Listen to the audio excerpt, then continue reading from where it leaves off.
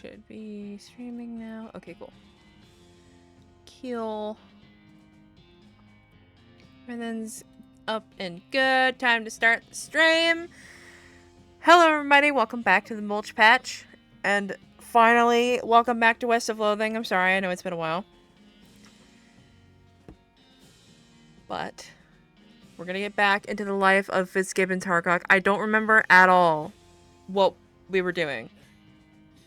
Like, one little bit. So I'm just gonna hope that... Let's hope, I think... Is her name Susie? Let's hope Susie knows what's going on. Yeah, am I forgetting anything? Okay.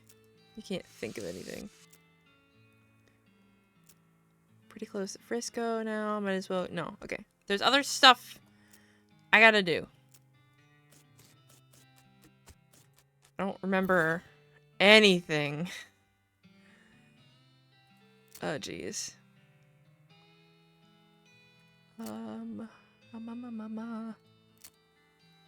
Purple brain pin? I don't remember this at all.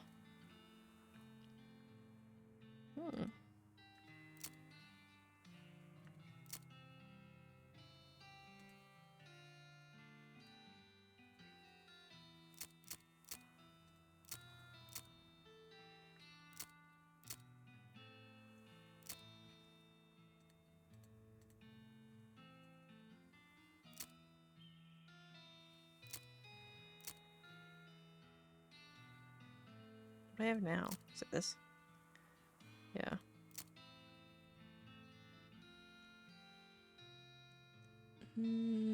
Okay. I would like more of this, please.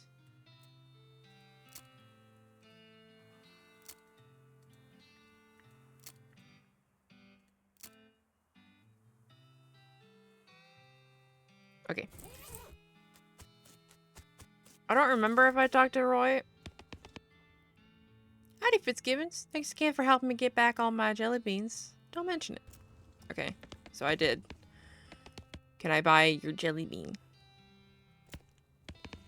No, I don't want to talk to you.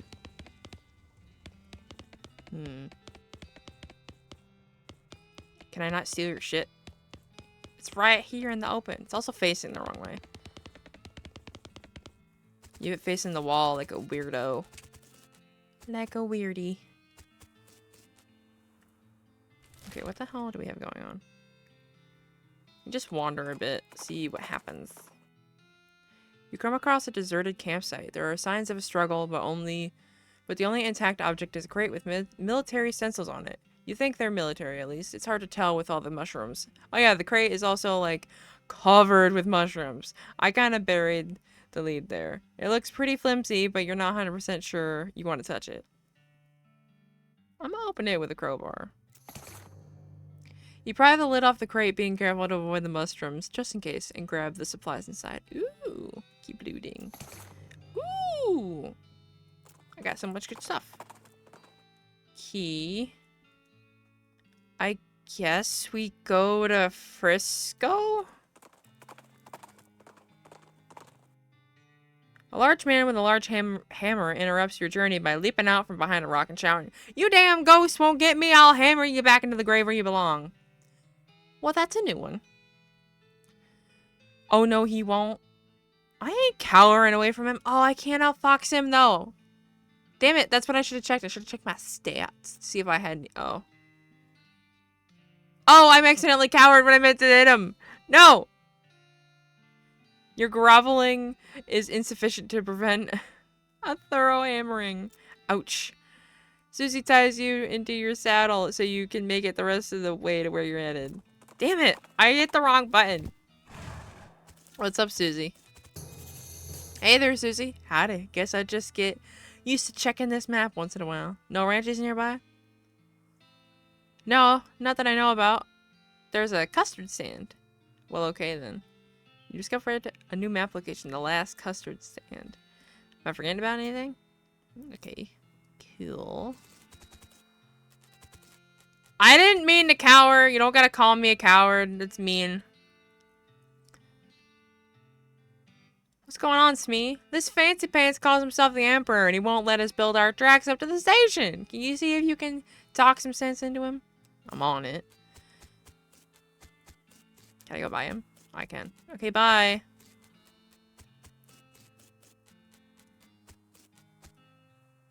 Okay. I should probably talk to him. Sup? Who the heck are you? I'm Emperor Norton. I'm in charge of this city, and you can't build any train tracks here without my permission. And Emperor, where's your crown then? As it happens, I lost my dang crown. Full thing didn't fit right anyway, but without it, I can't issue any official permits, and that means no rails for you unless, of course, you were to give me a new crown. I properly fit in one. I don't have any crowns, sorry. Well, I guess that just tears it, don't it? So not only do you not get that permit, but also, he reaches into his pocket and grabs a handful of powder, which he throws in your face. Your eyes burn. Ha! Have a tasteful of my famous antivirus, sucker. Your vision goes all weird and you pass out. What? What's that? When you come to, Norton is gone, and so is the train. Oh. Interesting. Where'd the train go? That lunatic stole it. He drove it off somewhere into the desert. Norton's gone off the rails. He points to a set of deep ruts off to the side of the railroad tracks. You walk over to investigate, but you can't see it because of this weird hexagon thing your eyes are doing. You should probably get that checked out, boss. That Norton fella said something about an antivirus. Maybe someone around here knows something about it. Yeah, probably. Here, let me just... Wow, this is... Ugh. Oh, okay. What's this? What's that? Comedy flyer. Speech. You guys help me? You don't look well. Yeah, and I can't see well either. Oh no, did that rascal Norton do this to you? He was raving about some sort of antivirus earlier. Any idea how I can fix this? Do you know that feller named Roy Bean? The one that collects all kinds of jelly beans? I think maybe he's got one made of honey and that it can help with your predicament. That makes 0 sense, but I suppose I don't have a better plan. And I'm coming back for that spittoon once I can see properly. What am I doing? Go back to Roy Bean's house.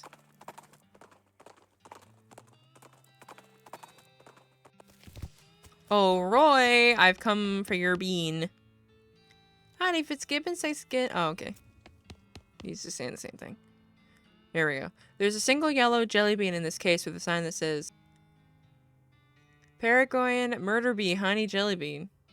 Very rare. 6,000 meat. Roy walks over. Does this jelly bean really cost 6,000 meat? Well, normally it does, yes, but I guess seeing as how you helped me out with them bandits and goblins and damn dirty hippies, I'll let her... Let's call her 5. 5 meat? Really? Yeah, I reckon. Better buy it in a hurry before I change my mind. You hand over the meat. You almost feel bad because of the depth of the discount.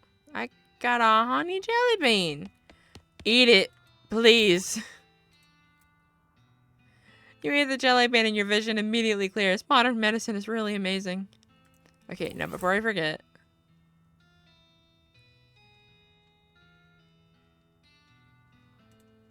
I gotta do this stuff. Dirty poker. You will almost certainly get caught. That's funny. Maybe glamour? What does glamour do?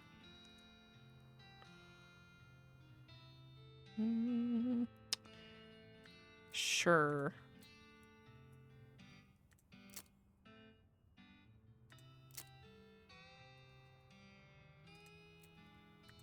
Yes, I can see your chat. I'm sorry, I was focusing on making my eyes no longer antivirus and also leveling up my peep. My Mr. Harcock.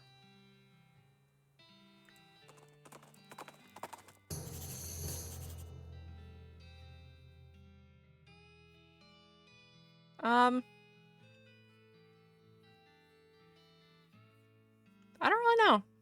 I like playing games, So I thought, why not be stupid playing games with people seeing what I'm doing? Yeah, anyway. You see a plume of smoke rising over the trees to the north of you. You nudge Shelby in that direction and find a cozy-looking cabin nestled in a... I thought this said a corpse of pines. The ground outside is sparkly and rainbow-tinted, a telltale side effect of the practice of the jeweler's trade. Go to the freaking thing before I can't read anymore, which I already can't read. Oh, it's a goblin dude. Can I steal your shit? You gotta... That does not look comfortable. Your eyebrows are getting kind of wild. Blush it. Oh, hello, a customer. Why, hello. Welcome to Master Gerald's jewelry shop. Howdy. Are you Master Gerald? Oh, no. Master Gerald is back. I don't know why I made him talk like goblin. Oh, no. Master Gerald is back there at his workbench. I'm just his assistant and translator. Goblin. Oh, my gosh. A goblin jewelsmith. I would smack myself to be able to make me talk better if it would work. You bet in your britches, Sonny, and not forgetting it. He says that's right, the finest jewelry in the territory. I don't think that's what he said. Well, what do you know? I don't see anything on display, though. Master Gerald only does bespoke work. If you bring in a specific, valuable gemstone, he'll craft it into a fine ring for you, for a fee. No trash rocks. Could I bring in a jelly bean? Would you, like, because I know at Old Granddad, the cactus, they liked jelly beans. They liked shiny rocks, or what was it? Candy rocks, whatever they call them. Well, I've got something.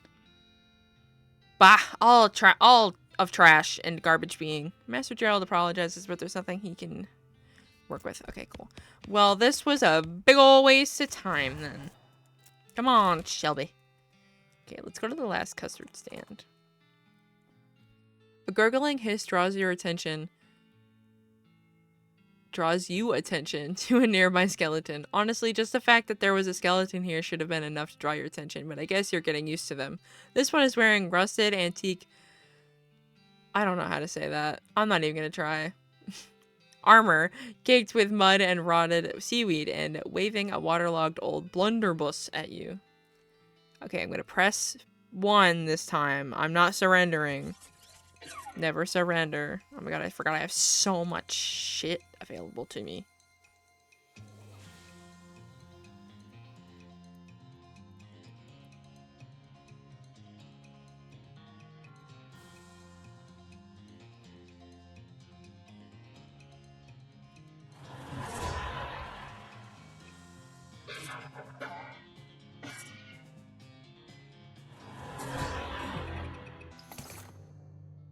Muckclogged blunderbuss.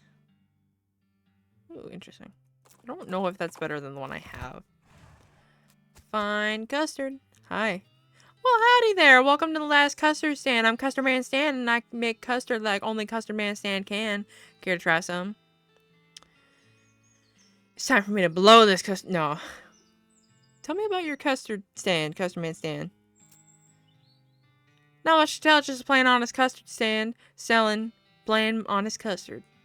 But it's the last one. What, like the last one before you get to Frisco? Or no, last one in the whole territory. Heck, the last one in the whole world, far as I know, but I can't swear to that.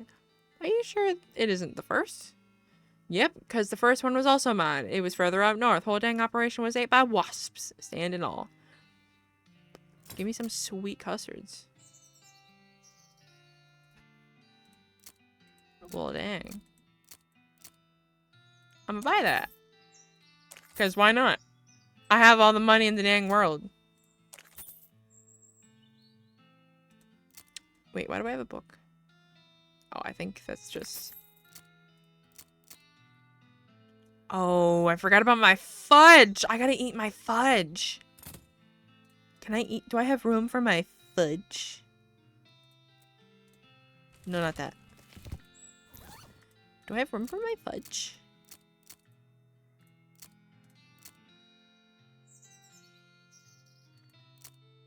Fudge, fudge, fudge, fudge. Am I blind? Yes. Eat the fudge. Damn it. Oh, that kind of sucks.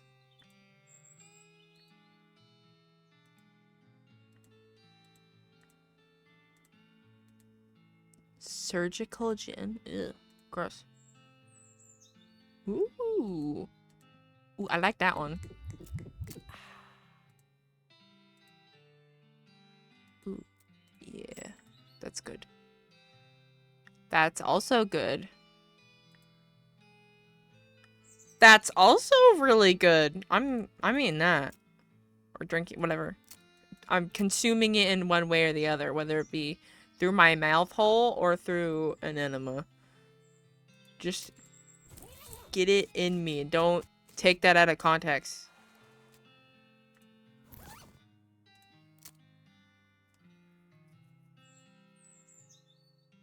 I play a lot of different kinds of games. Rooks. What was I just doing? I was doing something. Yeah. Want to see... I can't upgrade anything. I kind of want my lava fava to be upgraded. Okay. So... let's go to Frisco. Yeah, I'm into art a little bit. I mean, I did draw my little dude here that you're seeing. You come to a fork in the road. A pair of twins are standing near a sign that says, "Warning, vicious bears." You ask the guys which path is safe, and they say they'd be glad to tell you, but one of them always lies and the other always tells the truth. Oh, shit. Solve it with my very high mysticality. You suggest kicking both men repeatedly in the junk until they can agree which is the correct path, and they both point to the left. That's really funny. Okay. All of these tracks. You jump onto Shelby's back and ride like the wind, following the railroad tracks back into the desert. When you finally catch up, you stand on Shelby's saddle and leap onto the back of the train like a real badass, just barely catching the edge of the roof and pulling yourself up. Here's hoping you don't have to do that again. Your stuntman could have been killed. Looks like Susie decided not to join you on account of not having a stuntman, so you're on your own until you get back to Frisco. Okay. Hi. I'm just gonna go down here. Okay, bye. Can I open this? Damn it, I don't got safe cracking. Okay. Nubs. Pickled crackers. Hand fruit. Wait, what did that say? What did this say? Pickled pig knuckles. Gross.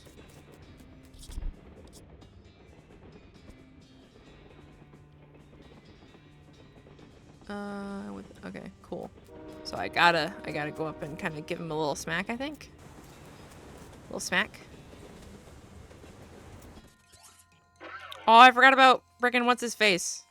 What's your name? Buffalo Bill. That's right. I forgot about Buffalo Bill. Have my lava fava. Well, you kicked this whole Norton problem down the road a ways. I mean, down the train a ways. I mean, he ran a ways further down the roof of the train. Hooray! Whoa, okay, that was weird. Okay, good. Someone has built a rickety-ass bridge between these train cars. Yeah, it's very convenient for me. Okay, we're not doing that. We're just gonna mosey on over here. Ooh, nice flowers. Gosh. You never want anything more in your life than you want to lift up to the stone and see what's under it. But you're not sure you can muster the amount of culinary expertise it requires to properly reveal a dish of such presumed quality. Damn it! Fix the chair. Fix it. Fix the chair! No, it's bothering me. That's annoying. Hi, Thorin. Get lava fava.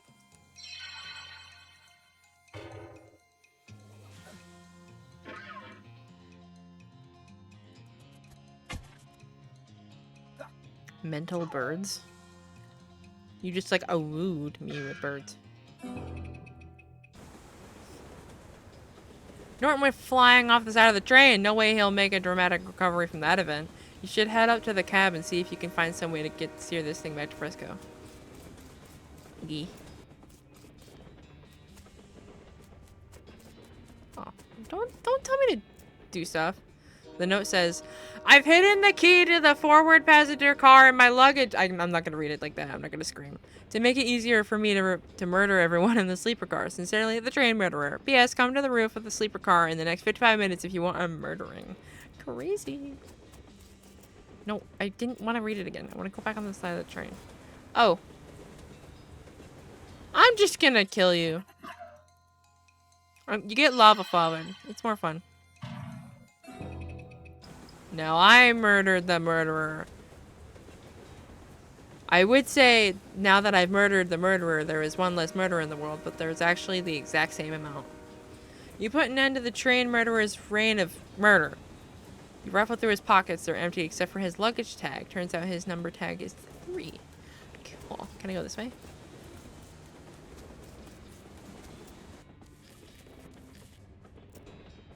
Oh, there's a dude. Yeah, I'm not talking to you. Passenger key. Unlock it. Oh. You finally make it to the passenger car, one car back from the locomotive. Which may be confusing if you thought locomotive meant the entire train. So I could just say the engine, except that also refers to the engine itself, that is. The actual steam engine that makes the train go, and not just the frontmost car of the train. Anyway, you're in the passenger car. Suddenly, Norton clambers in the window. He must have dramatically clung to the side of the train in order to reveal at the last minute that he hadn't actually been defeated. Dang it. He runs into the frontmost car of the train and locks the door. What a jerk. Maybe you could get some of the passengers to help break the door down and arrest him? Or maybe you could kick down the door and shoot him until he can't bother anybody anymore.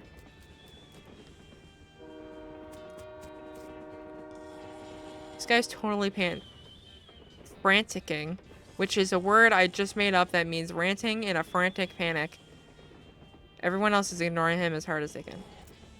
Hey buddy, you okay? It's all a lie.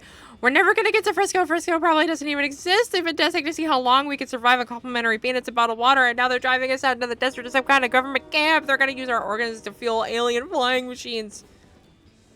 Slap him out of it. Percussive maintenance. Whap. Pooh! Smack you right across the face. What? Oh, sorry. Guess I lost it for a second there. Feel better? He rubs his jaw. Well, yes and no. Listen.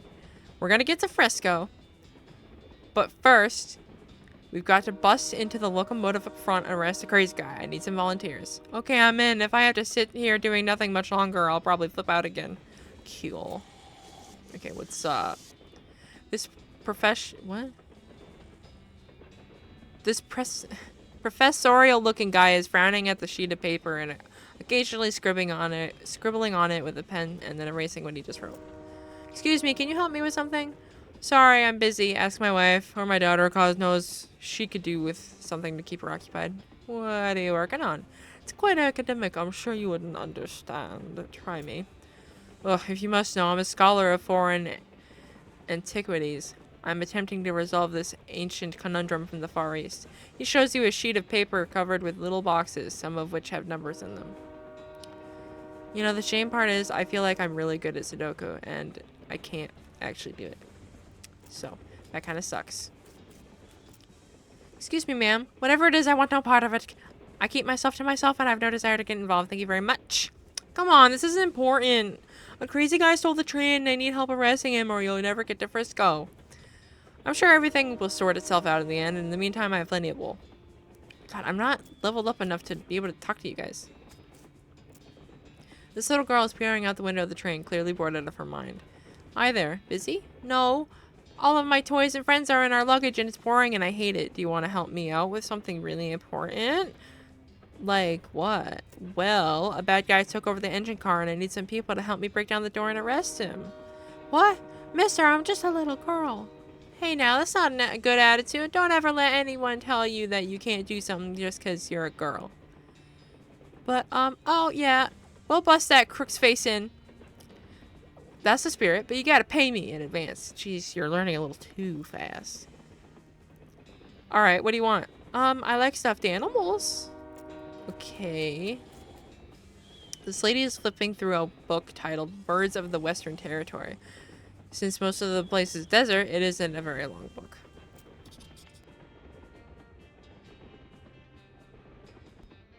Excuse me, ma'am. Yes, a crazed psycho has taken over the train's engine car, and I need volunteers to help break down the door and arrest him. Oh my, I certainly couldn't be of any help with that. I'm very conflict averse. What if I told you he hates birds and is determined to outlaw them from the territory after he seizes power? That's very sly, but I know you're only saying that because you saw the book I was reading. Yeah, you got me there. Any other ideas to convince me? Suddenly you hear a tapping. A tapping at the passenger car window. What the? Russell! You open the window and your pet crow Russell flaps in and perches on your shoulder. Hey buddy, good to see you. Oh my gosh. What a beautiful crow. And he knows you? Oh, sure. Me and Russell go way back. I raised him from a cat. Nope. I rescued him from a cat when he was only just out of the nest and raised him as a pet. I set him free when I left home recently. But what is he doing here? Has he been following you since then? No, he probably just happened to be flying by and spotted me on the roof of the train and recognized me. Crows are crazy smart like that. That's amazing. Oh, what I wouldn't give to have an avian friend like that. Well, it's funny that you say that. I'm still gonna be doing a lot of traveling after this, I figure, so I can't really drag Russell along with me. But I bet Russell wouldn't mind being pals with a nice lady in Frisco who'd help save the train. What do you think, Russ?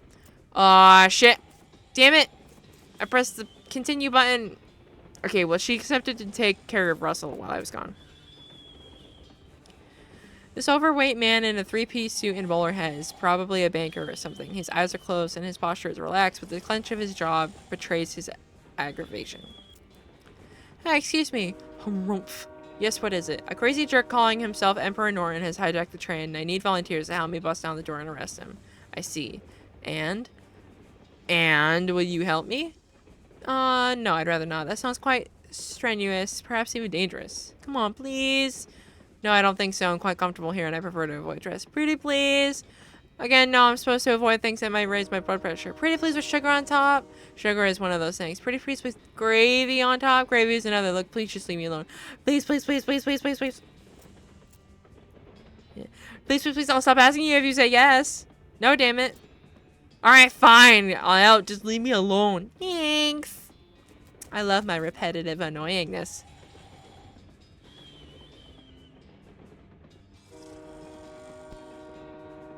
Okay,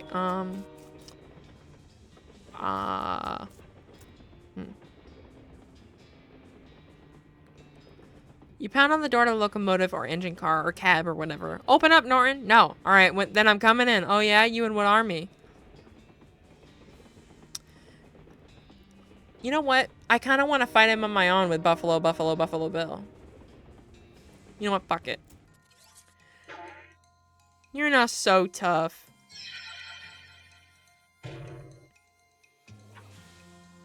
Okay, maybe you're a little tough. Do I have any? I don't have any heals?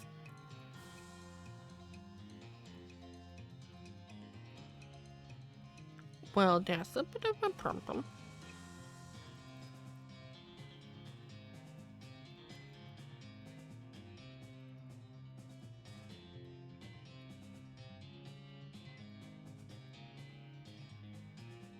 I thought I had a thing that was like... Oh, this. My bean shield. Oh. Just kill him. Well, that's one way to deal with an antagonistic bureaucrat. Not strictly speaking, a legal or moral way, but it's hard to argue with success, especially when you're dealing with a crazy old bastard who's poisoned your eyes and kidnapped an entire train. Sweet! You did it! Thanks, boss! No problem. We got the track laid right up to the station now. The first ever cross-territorial railroad thanks to the Manifest Destiny Railroad Company, and principally you. You did a really good job, Fitzgibbons Harcock. Aw, shucks, don't mention it.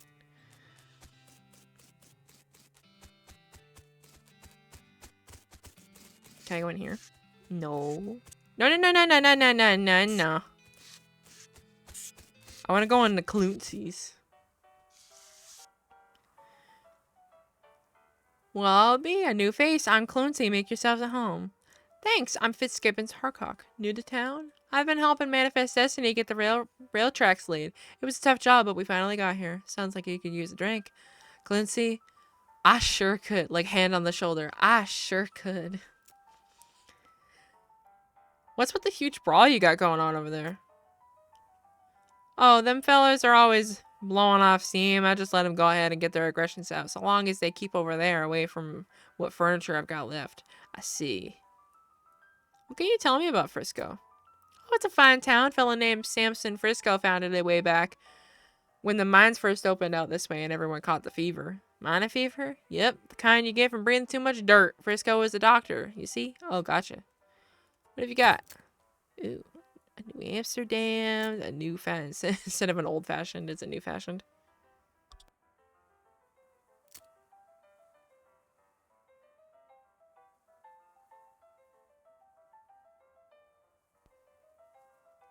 I don't think I can drink any of these anyway. No. No. Alright, what's up with you? This lady has a rock in her whiskey. Whiskey on the rocks, eh? That was a little funny the first time I heard it today. So by now it should be a laugh riot, right? Seriously though, why are you ruining that whiskey with that rock? I'm not here to drink. I'm doing important research. What kind of research? I'm testing the effects of various liquids on hypercrystalline thaumatomorphic diet no, hold on. I can get this. Diurides. Today's liquid is ethanol. Maybe I'm going out on a limb here, but I'm guessing you're some kind of scientist? Good guess. Specifically, I'm an arcane what?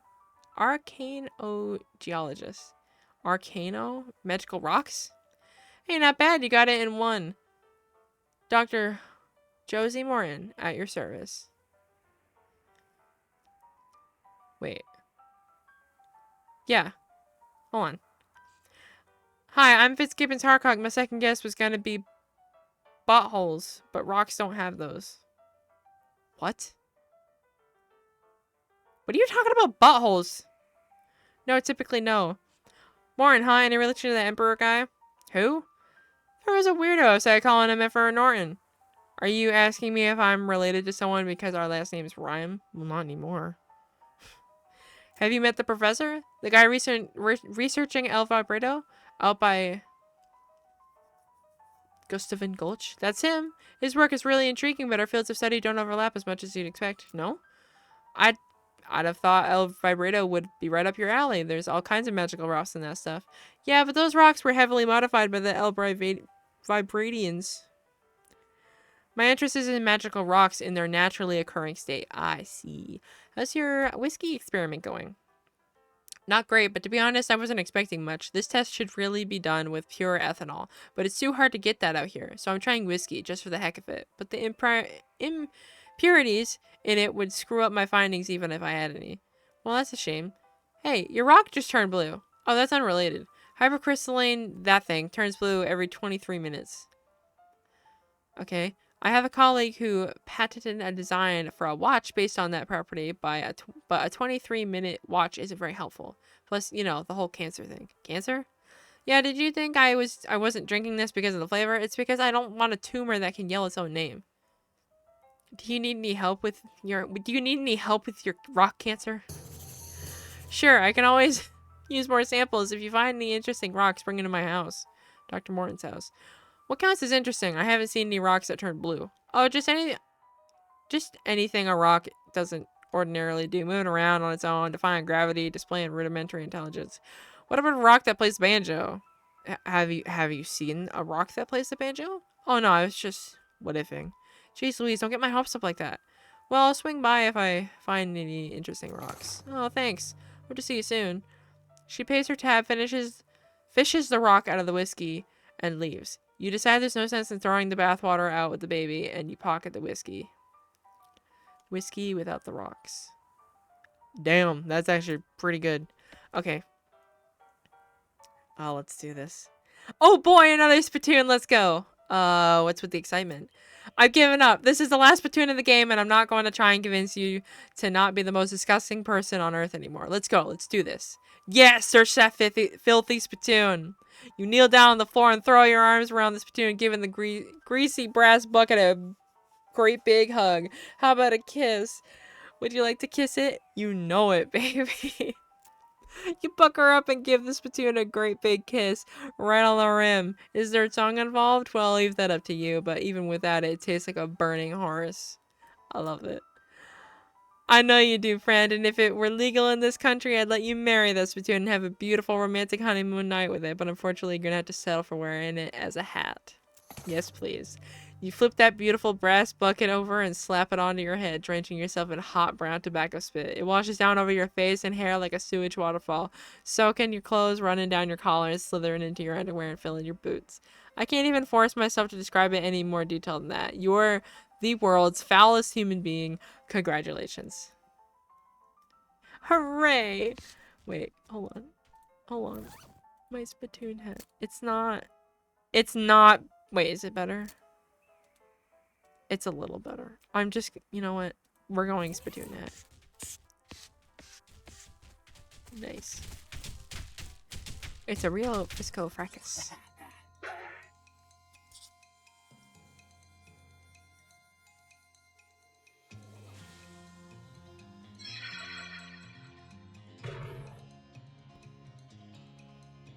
Yeah, just shoot him. Get him! Get him! And done. Okay. Oh, that's just the grinding thing. Okay. Can I play darts?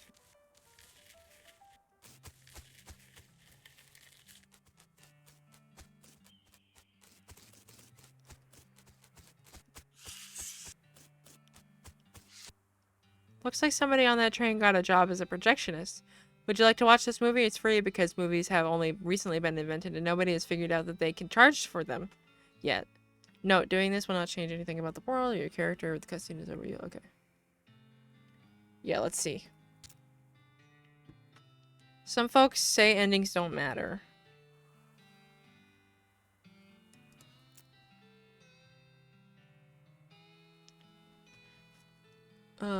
They like to know, but other folks, they like to know how things turn out, the consequences of their actions. Like, with the trains running again, Frisco thrived. People came from all over to seek their fortunes, but thanks to you, they didn't have to do it while on fire because some cow attacked their wagon.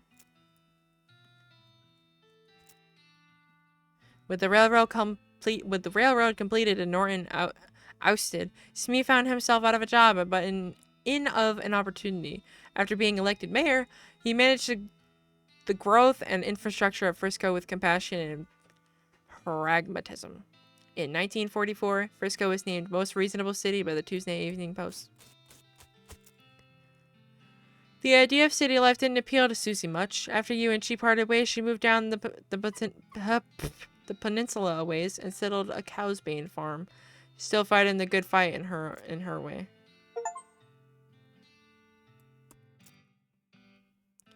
After she finished getting the bakery boys up and running, Louise moved to Frisco and opened her own shop specializing in artisanal breads and pies. That's a lot of bread. Thanks to your assistance, Hobart Bubbert got the photography bug, or should you say the photography owl. Anyway, he opened an art gallery so the citizens of Frisco would never again have to suffer from the inability to see pictures of owl skeletons whenever they wanted. Interesting. Kurtz left the fort and set up shop in Frisco. His fitness group skyrocketed in popularity. The growth was entirely due to word of mouth because the first rule of Kurtz Club is that you do not stop talking about Kurtz fit. Kurtz till it hurts. The washboard and guitar duo that you sent to Dirtwater started touring as Corn Pone Holiday. They were a big hit in Frisco, but some people claimed that their fans were all listening, ironically. Yeah, there's missing people on the thing. I gotta find more people. Buffalo, Buffalo, Buffalo Bill retired from the killing trade and made a killing opening up a restaurant in Frisco. Oh, awesome! Buffalo, Buffalo, Buffalo, Wild, Wild, Wild. Thanks. That's good. That's funny. You solved all of Breadwood's problems. With the increase in morale and civic resources, they were able to clear the weeds from the road and fix the well and broken hitching posts. There was even enough left over to give the mayor's office a new coat of paint, refresh the facade on the buttery biscuit, and add a second story to the bunkhouse. They even managed to get that horse into rehab. Because I think there was like an alcoholic horse. Chuck continued to run his blood and breakfast without incident, accident, scandal, or allegation for many years. Okay, I forgot about that, dude. You won 4 of the reenactment scenarios at Fort Memoriam. They still talk about you. Remember when that Fitzgibbons fella came around through here? Yeah, he was really, really good at this game. With your help, Roy Bean's Jelly Bean Museum became the talk of the town. Well, first they had to build a town nearby, but once they did, whoo-wee! Dirtwater became, relatively speaking, a thriving metropolis. Thanks to your efforts as a commerce ambassador and all-around helpful stranger, the once sleepy town became a shining oasis in a barren land. Every man, woman, and child in the town knew your name. They even put up a little plaque with your name on it in your old room of the Jewel.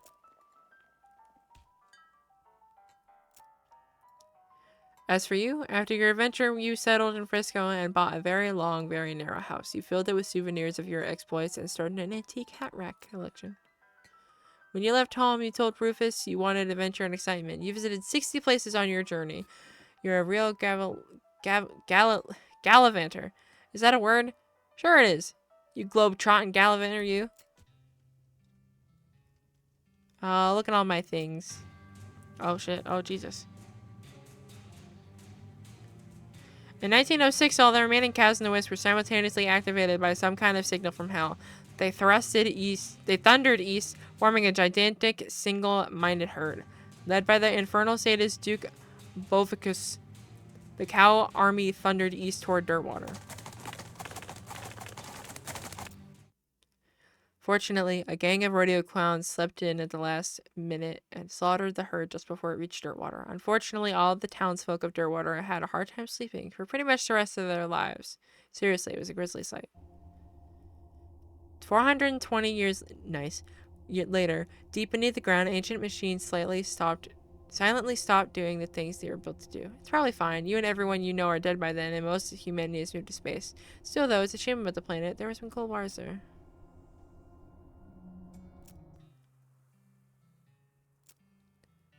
No! I feel like I missed so many things.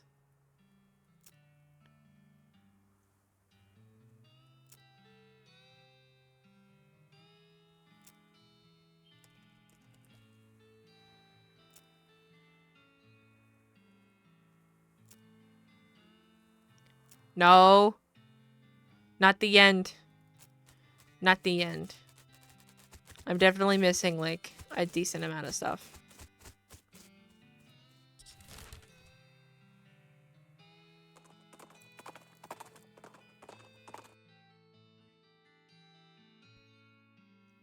Shelby wanders into a darker arroyo that you'd normally go to, and before long you find yourself lost. From behind you, you hear an ominous tink, tink, tink, ooh, tink, tink, tink, ooh.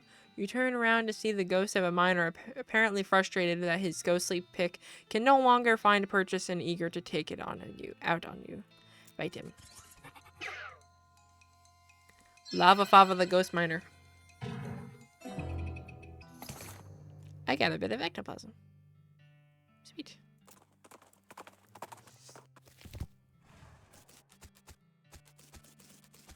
Whoa. There's a thing.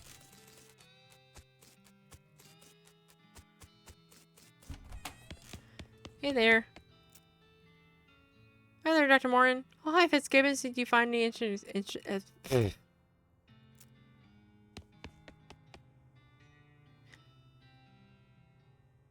I really can't talk. There are some weird-looking boots on this workbench. Hey, Josie, what's up with these boots? Oh, that's just an invention I lost interest in. What do? They're supposed to make you run really fast, but I couldn't get any significant boost out of them. You're so close, though. Oh, yeah? Sure, just gotta hook this wire up to the spring. Twist this flange a little, and Bob's your uncle. Uh-huh, clever. Well, I'm still not interested in them. You can keep them if you want. I got boost boots. What are the... No. What are the boots I'm wearing? Ooh, no. No. Keep my boots.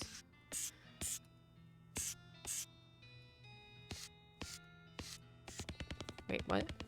It's a bed made of stone. A bedrock, if you will. She really committed the whole geology thing. Ooh. Don't these new lamp things usually need to be plugged into something? Yes, but I've modified these to run on ambient organolithic radiation. You can see how they work more reliably the closer they are to that. Oh, can you stop using big words? Diatoric resonator on the floor there. Yes, I understand.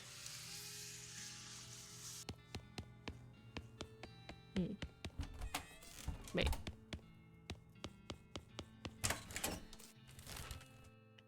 Guess I'll wander a bit. Gotta be something.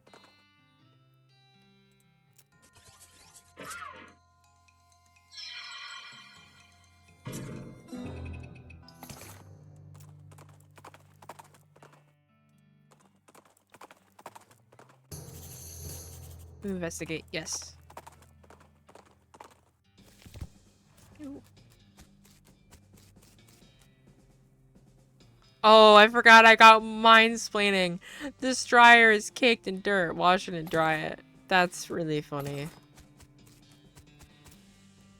I percussive maintenance the elevator, which doesn't seem like a good idea.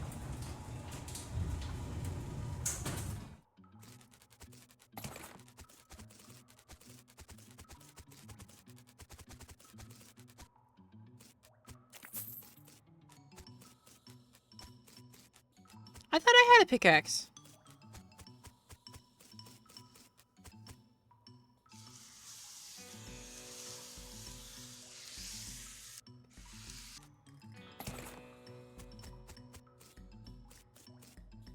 Oh, interesting. This note reads, Dear Jeff, got called up north to deepest delve. See you soon.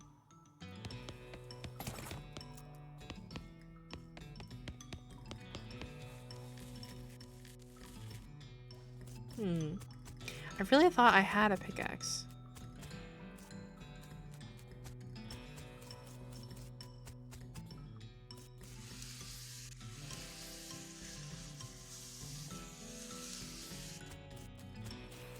Oh.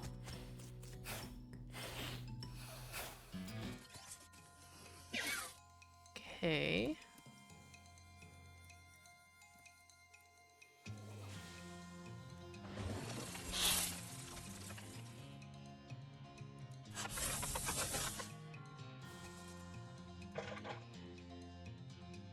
Oh, shit.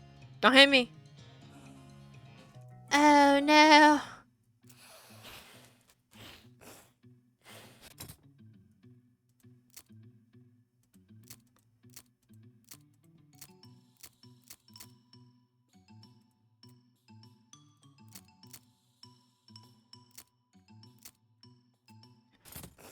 Maybe I can eat some stuff. I can't eat anything. I'm gonna try fighting them again. It's probably a horrible idea. Okay, first, do this. Do this.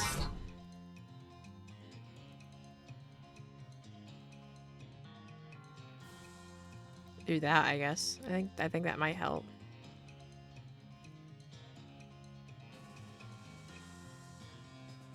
Oh, interesting.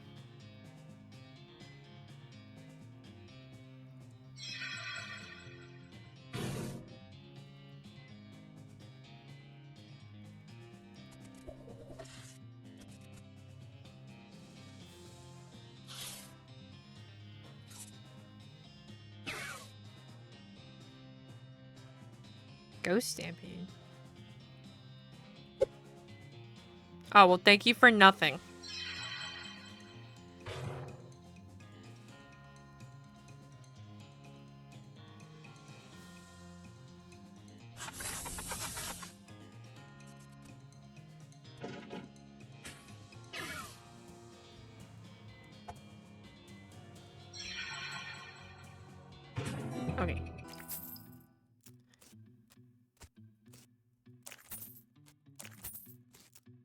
God dang it, I don't have a pickaxe. I really thought I had one, and I'm really annoyed that it's telling me that I don't.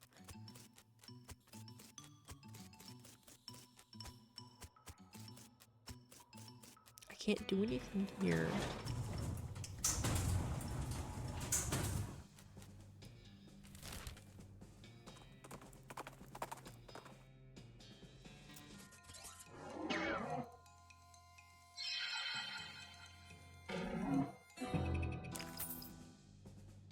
Whoa. A lot of stuff.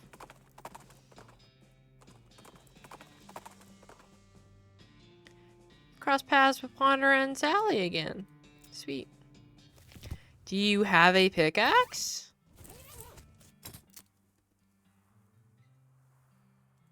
Save Kraken. You have a pickaxe.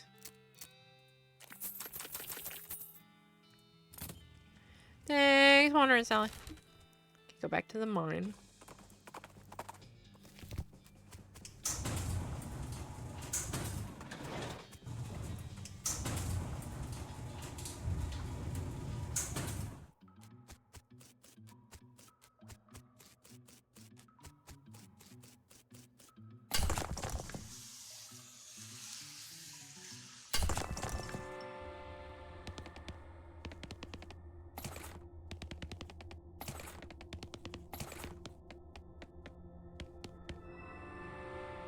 Okay.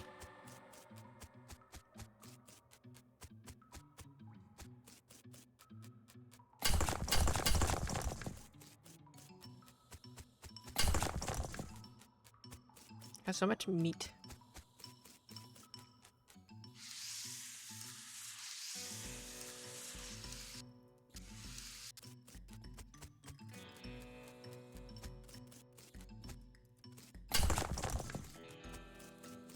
See, like, why can't I, like, blow this up? Maybe I can't.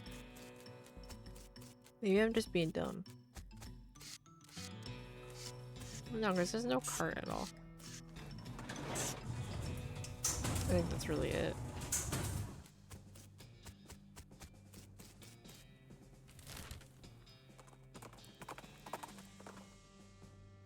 Oh. An ancient seaweed-draped skeleton is shambling towards you, hissing and moaning. Oh, must be near a beach. How do you determine where the desert stops and the beach begins? Hiss. I don't really know how to tell the difference between desert sand and beach sand.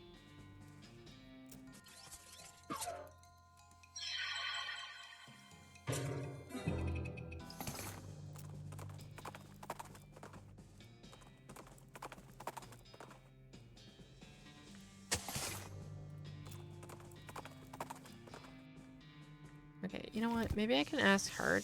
Does Susie know anything? Wait, I don't mind telling you, these places make me nervous. I admit they are increasingly unsettling. Still gotta go check it out though, ain't you? Anything for a weird life. Talk to her again. Am I forgetting anything?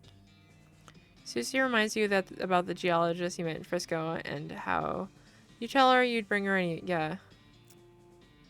Okay, that's it?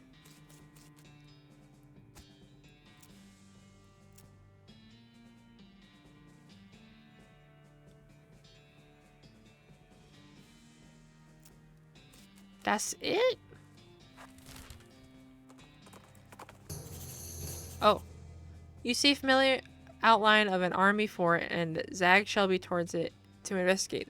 The sign says fort unnecessary. Check it out.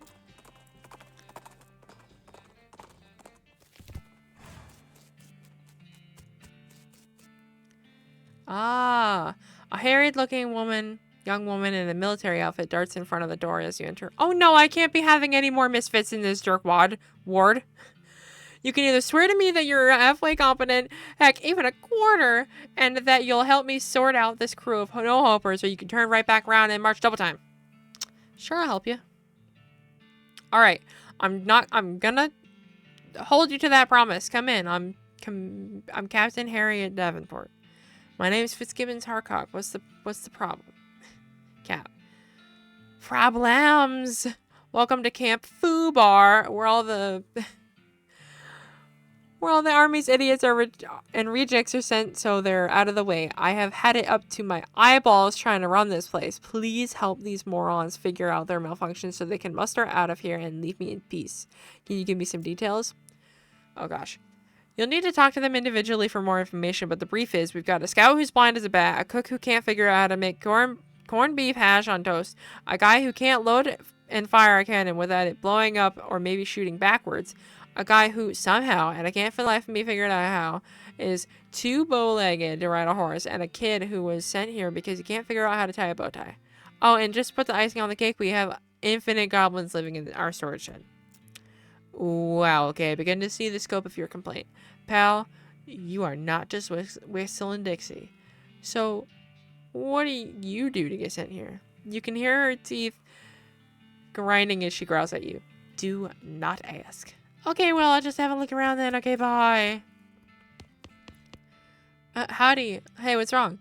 Gee willikers, I had a pretty good job as a general's personal assistant, but I got fired and reassigned here. What happened? Everything was great at first, but I'm pretty good at scheduling, and I can write shorthand, and I'm a A+ boot polisher. But then the general went and decided he'd look more serious and sophisticated with a bow tie, and he expected me to do the tying for him. No good? Nope. I can do a sheep shank, a bow line, a clover hitch, but for the life of me, I can't get a bow tie to look right. The general sent me out here with one to practice on and said, do not come back till I've got it. Okay, I don't have enough moxie for this. How much moxie do I need? 45. I'm one short. Rah. Stupid. And I can't. Ugh, that's annoying. Howdy, Private. Cooker. How appropriate. Well, it would be if I knew how to cook. Like, even a little bit. What seems to be the trouble? We've only got 2 ingredients here, and I cannot for the life of me figure out how to combine them. What are the ingredients? Corned beef, hash, and toast. Try to help with the metaphor. What if you thought of the toast as your elbow? He nods, seeming to understand where you're going with this. And think of the corned beef as shinola.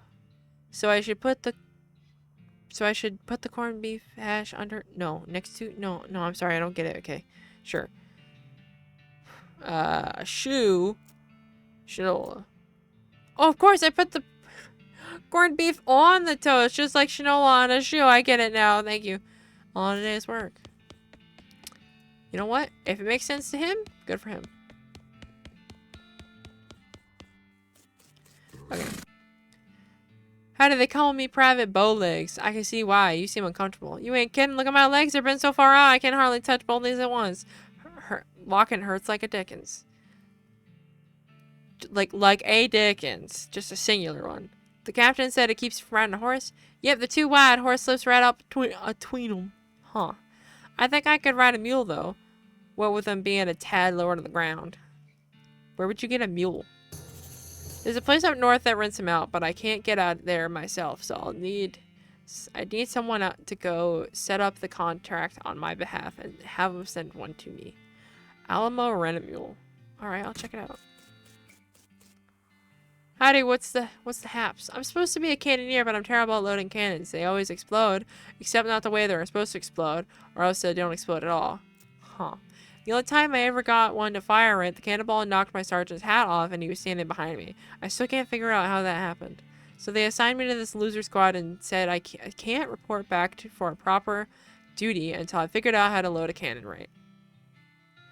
Give him the cannon book for idiots. Oh yeah, well, let's see. He flips to the pages which have big number diagrams. Oh, you take the stick back out before you put the cannonball in? Well, that certainly sounds easier. Let him figure it out. Carefully follows along the instructions in the book and successfully fires a cannon over the wall of the fort. I did it. Wow, great. Thanks a lot. I'm gonna go get my new assignment right away. Cool. Good luck. You blew up 3 cannons. Oh, I'm good on that. Okay, yeah. Let's go get... Oh, like all the way up there? Dang.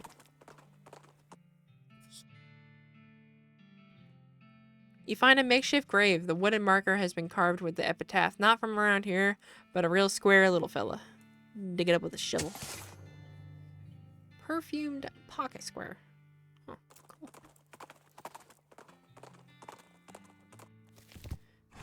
What's up, Susie? What you want? Howdy, Susie. I don't know of any ranches out this way specifically, but if I had to guess, I'd say there's one out that way. You think it's worth following up on a guess like that? There's good land out that way, and there's plenty of folks looking to make a life for themselves. I can't imagine it's been left empty. Olive Gardens Homestead. Okay.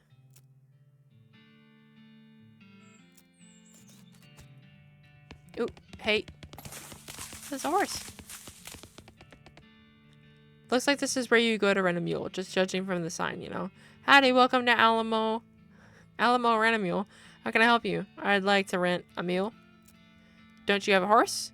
What do you need a mule for, if I may ask? Oh, it's not for me. I'm picking one up for someone else. Oh, alrighty then. That'll be 1,500 meat.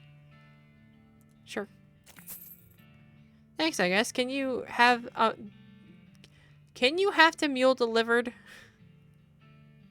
Why does it say that? Can you have to mule delivered to for unnecessary to the south? No problem. Thanks for choosing Alamo Rent a Mule, and please remember us for all your future mule needs. Ooh. Oh, great, another customer. As if I didn't have enough to deal with already. What with the paperwork and the heat and the mule bites and someone keeps stealing my lunch out of the employee lunchbox and my trick knuckle is acting up again? Gosh. Sure would be nice to get a little peace and quiet, but nope, I've got to stand here on this counter all day and the hardwood floor isn't helping my sciatica. Let me tell you. Don't even get me started on what they pay us around here, and the mules eat better than I do.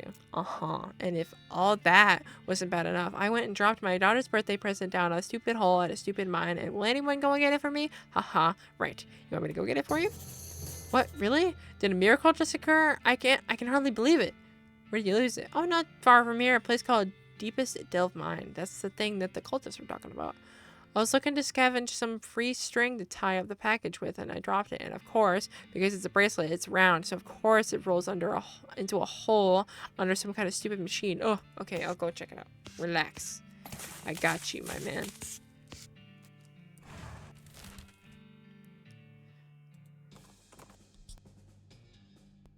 You pass through a clearing and see a young goblin carving something into a tree. It appears to be goblins rule okay. Stop them.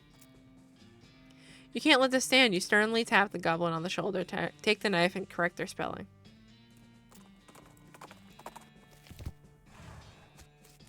Hole smasher 5,000. That's funny. This shaft has collapsed, but there's a rope leading down. Go down the tunnel then. Why? A floor to ceiling shaft. I thought it was just a big mysterious box. What's that?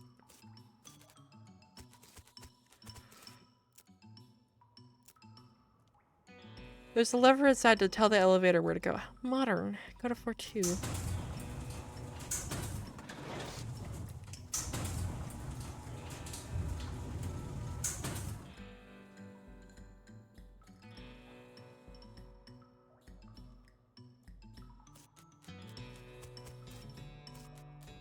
Nothing. Oh. Cultist. Wait.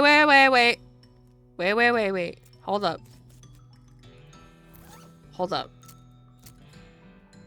Cultist mask. Oh, okay. These cultists are really going to town with the whispering and tracing of spirals in the air, and generally being really creepy cult weirdos. One of them notices you approaching and nods politely before going back to her muttering or whatever. She's the only one that notices you, and none of them seem inclined to get out of your way. Okay. They don't even care that I'm wearing the cult mask? Is there anything this way?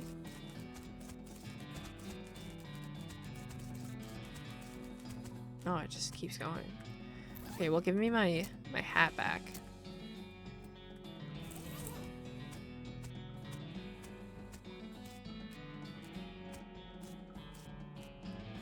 Item.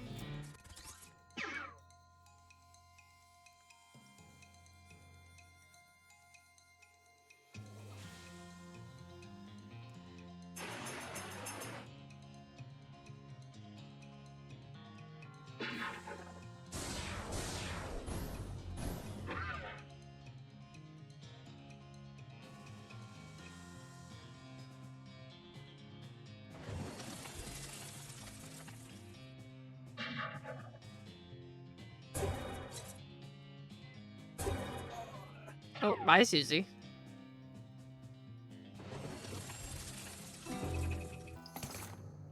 Stock certificate. Whoa. Whoa. It's a big cross made of El Vibrato stuff. Its precise lines and corners stand in marked contrast to the altar, which makes your eyes spin involuntarily when you look at it.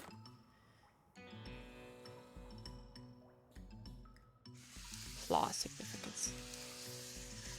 Okay.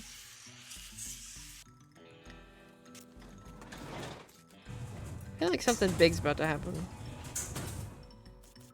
Why is there just a toilet? Oh, it's a big rock. Push it. Oh, child's bracelet. For the dude. Flash it. Flash it. Oh.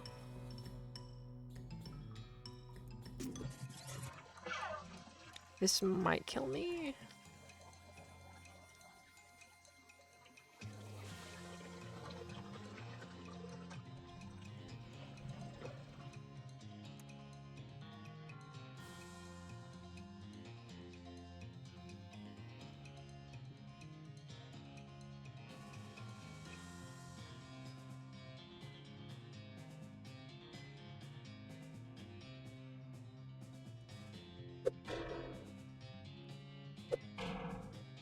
Well, bam.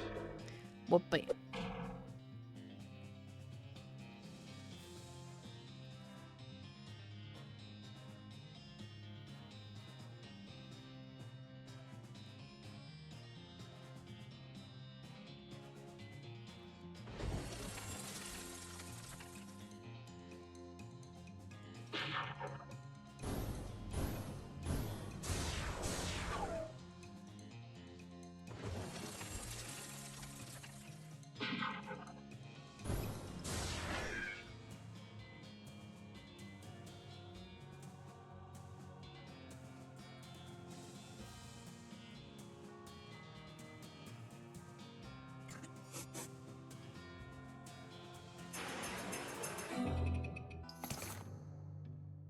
Tentacled badge.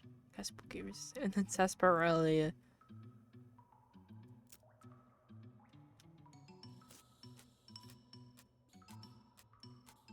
Oh, no. Looking at this altar makes your stomach spin. The central spiral has a nauseating optical illusion effect that makes it look like it's spinning, even though it isn't. You feel like if you got too close, you might fall right into it. There's nothing here this one. There's nothing here, though. Just toilets.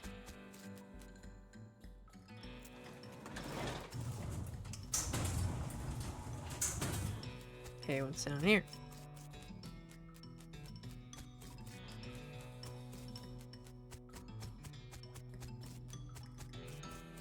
More cultists. There's a whole crowd of cultists here muttering and doing creepy Tai Chi. They don't seem to have noticed you, not yet anyway. Item. Oh, shit. That's a lot.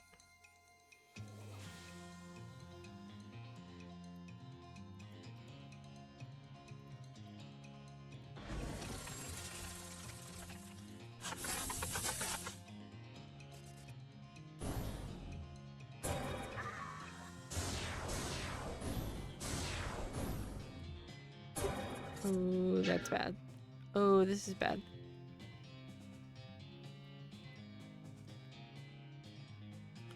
This is bad.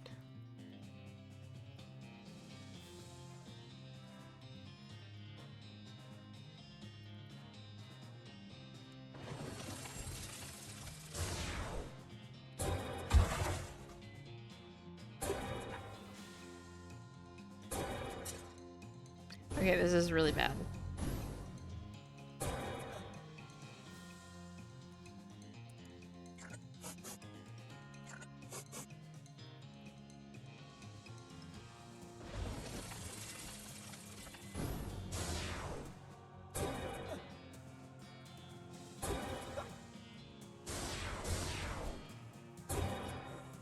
shit. Okay.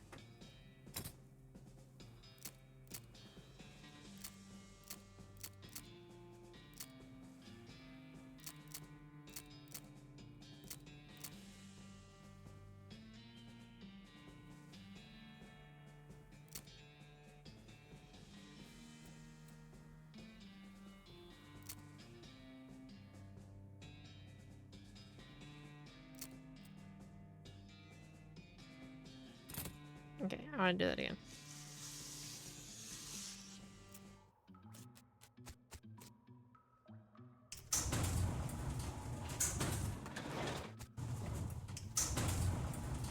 I think it's kind of annoying that I can't, like, put the cultist mask on, even though I have it, and then, like, they'll be fine. They don't care.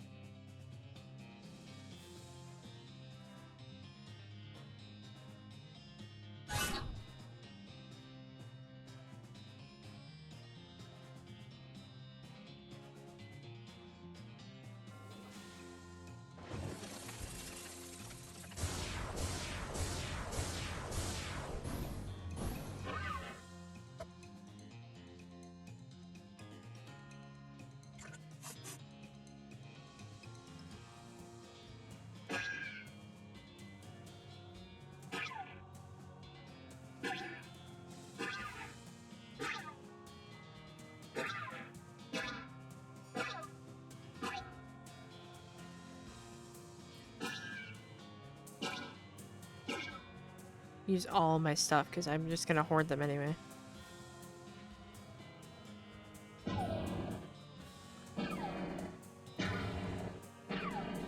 I'm so glad I'm a hoarder for fights like this. Works out great.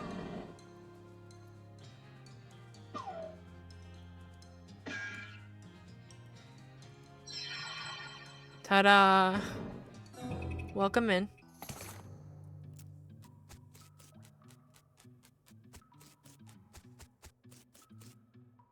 50 muscle? Oh no! I had to come back anyway? Damn it. I'm not strong enough. I'm not beefy. Whoa. Well, that's odd. There's a tree stump here with a raw plucked chicken sitting on it, on a plate. You dismount and start walking over to take a closer look at it when a shot rings out. The chicken jumps a foot into the air on fire and lands back on the plate, perfectly roasted. You slowly turn around and see a woman wearing a black chef's hat, blowing smoke from the end of her revolver. This here is my property. I ain't care much for trespassers. Well, hey, I didn't mean to. She holds up 3 large baked potatoes in her left hand and points her pistol at you with her right. Side dish is either these here taters or you. You got 3 seconds. Hold on to... Beg for your life. Please don't kill me. 0. Oh, shit. Oh, crap. I don't want to fight you. You seem cool. You're just out here cooking. There ain't nothing wrong with that.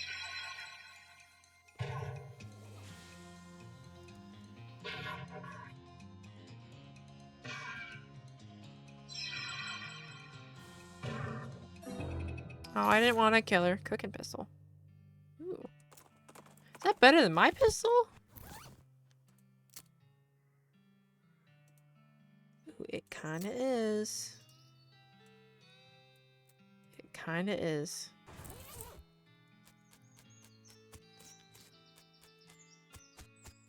Well, whatever.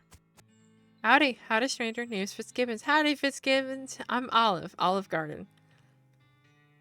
Oh, nice garden you've got here, Olive.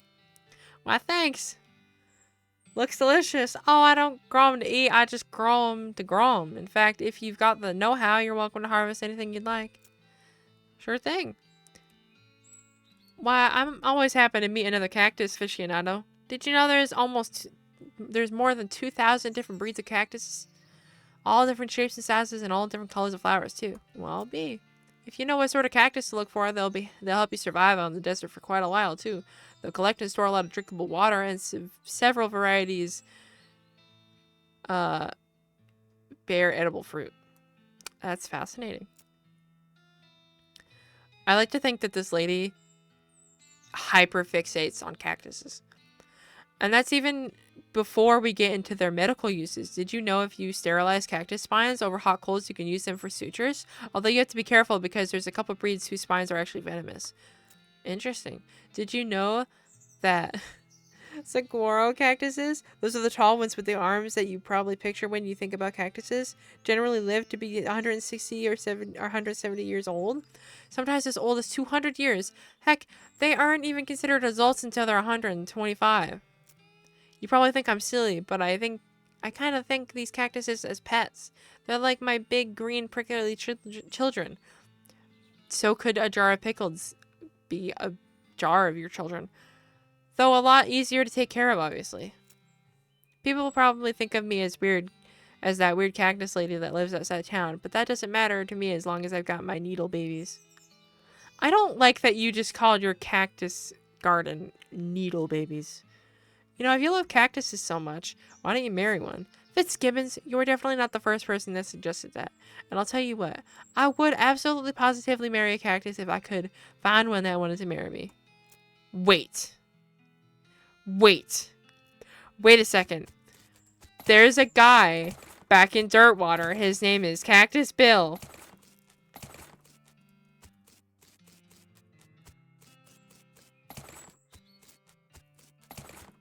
I wonder if I go all the way back to Dirtwater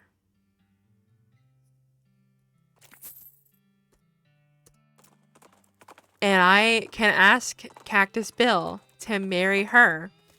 Do you think I could? I mean, he's right here. Cactus Bill, didn't expect to see you around these parts. Well, I gotta admit, I got a little envious when I saw you leave Boring Springs, and oh, that's right, he was in Boring Springs. But he's here now. He could probably marry that lady. And I'd figure I'd hitch a ride out west to see what I could see. And just look at this place, so much hustle. I ship Cactus Bill and the hyperfixated cactus lady. Me too.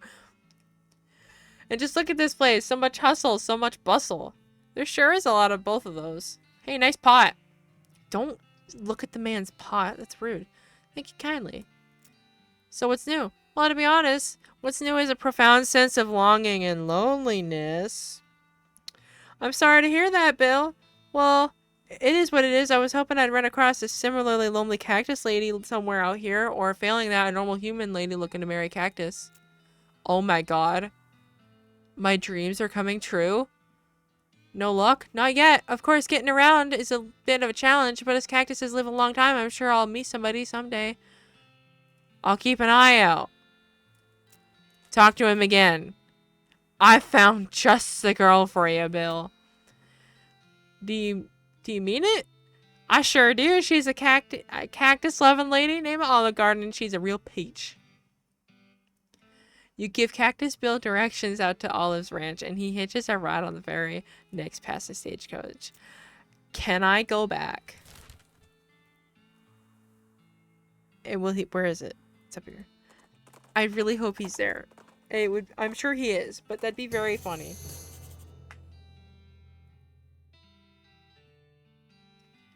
Your booze sends tingles. You spur Shelby towards the source of this disturbance in the liquor sphere, and find a little still hidden in the pines. Oh, I get it. Still, yeah. Oh, interesting. I got a jar of moonshine. And I got moon bits. Just taking all your shit. Okay, I'm going now.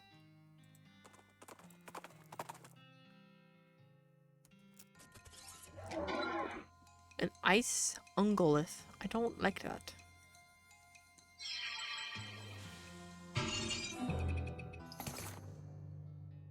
Interesting. Oh, they're happy. Hey, Bill, I see you found the place. I found the love of my life, and it's all thanks to you, Fitzgibbons. Yeah, thanks. It was love at first sight. We got married right away. Oh, damn. Well, I'm just glad to have helped someone find happiness in this desolate wasteland. Good luck to you both. Oh, that's really cute. Oh, I'm so happy for them. Alright, hold on, let me talk to Susie, because what else did I have to do? Susie? What am I doing? Oh, this is nice. Ma tried to grow a cactus garden, but got fed up with pricking her fingers all the time. Yeah, I would too. Okay, that was a boring ass story. Don't you see there's a lovely cactus lady and her cactus husband? I know, right? That was a very fast marriage indeed. Alright, what am I doing? No. Don't tell me that. Okay. Susie says you promised you'd help the guy at Fort Unnecessary who lost his glasses. Oh, that's right.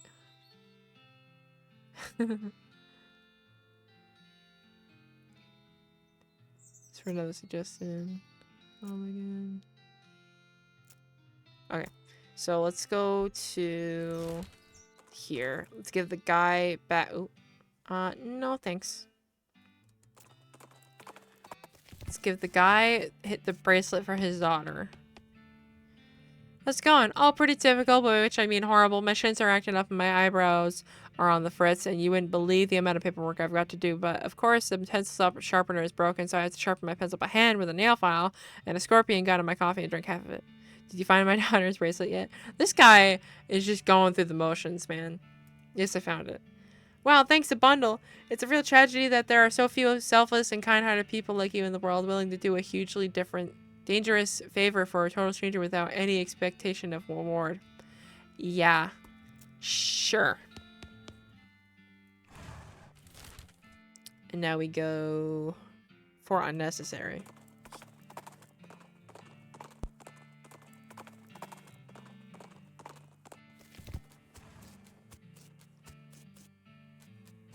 Oh. Okay, I don't need to talk to you. I forgot about this guy. This guy squints real hard at you as you approach. Howdy, do I know you? Your fuzzy silhouette doesn't seem familiar. Nope, I'm just passing through. What do you do here? Well, I'm supposed to be a scout, but I went and broke my only pair of glasses. Without them, I can't see a dang thing. I could try to get you a new pair. I'd be much obliged. I hear that there's a jeweler not too far from here. He could probably grind me a pair of lenses. Just tell him to make them thick as a Dickens. Thick as a Dickens. I'll see what I can do. Okay, and then the guy in there is the guy with the bow tie. Alright. Yep. I got you thing. Yep, here's your contract. They said they'll send the mule directly to pick you up. Well, that's a load off my whole assortment of my... Wait, what? That's a load off a whole assortment of my limbs. Thanks, friend. He takes the contract and slowly moseys outside to wait for his mule. Oh, wait, you owe me 1,500 meat. Damn it. I don't mind. Dude, I got so much money that I don't use in this game. He can do what he likes. Yeah, and then it was the guy in here, and he doesn't know how to do a bow tie. And I don't have enough moxie.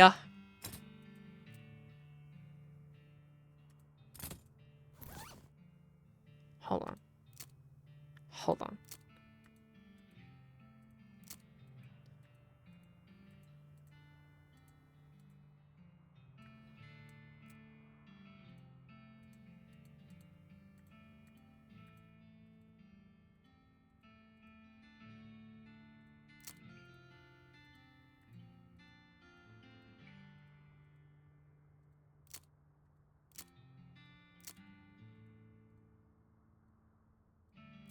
Does that give me enough?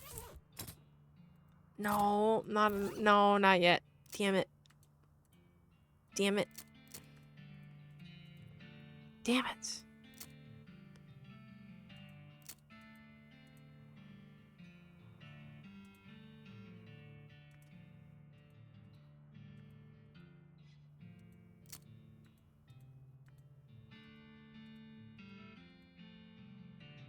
I know. Oh, it says...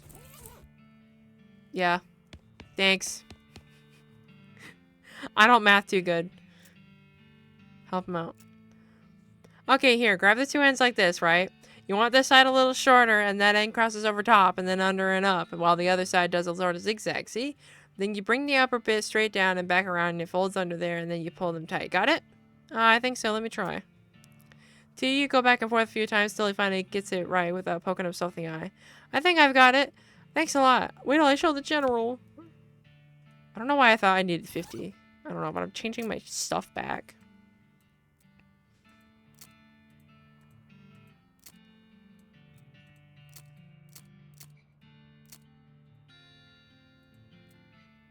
It's an insubstantial piece of cow. Infernal cow. Destroy it. Okay. Sure. Okay, so that's that. Now I just need to go to the jeweler, which is right here.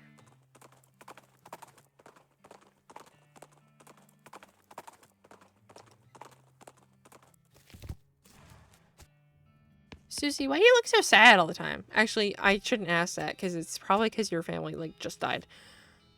This one again?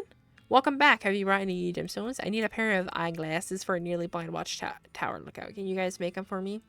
The clerk translates the question for Master Gerald, who thinks about it and then nods.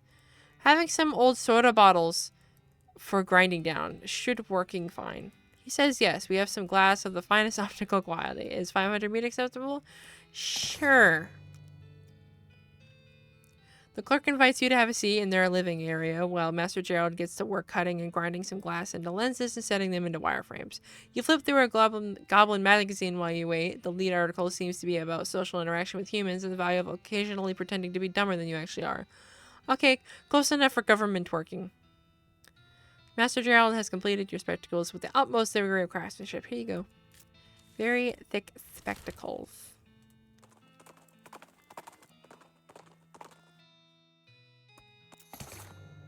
Frisco Poppy? Ooh.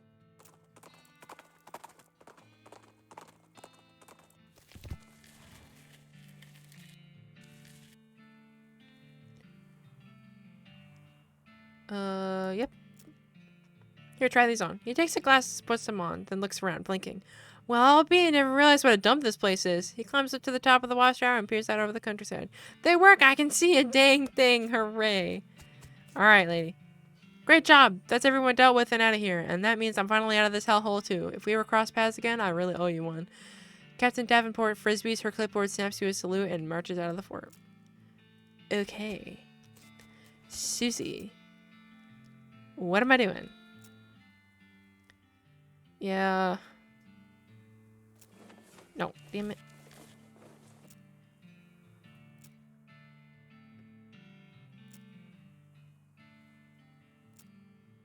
Okay. Wait. I should probably go do... Not do. Check. Where is it? Over here. Too much stuff on the map. I get lost.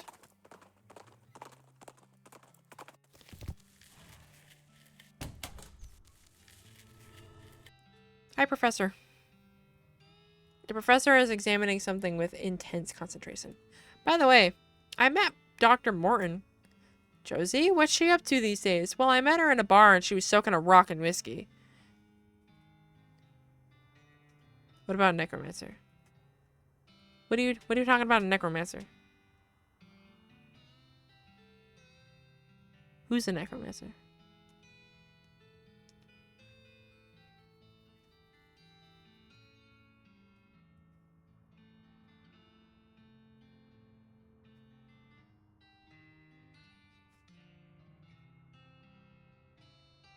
Okay, that doesn't help. I don't remember. It's been so long since I played this game. I know there's necromancers running around, but I don't know the necromancer. Is that like one of the things I have to do? Is that what you're trying to tell me? Still doing her test. Good on her for being thorough. Okay. Yeah, okay. Still need to find the boss of necromancers.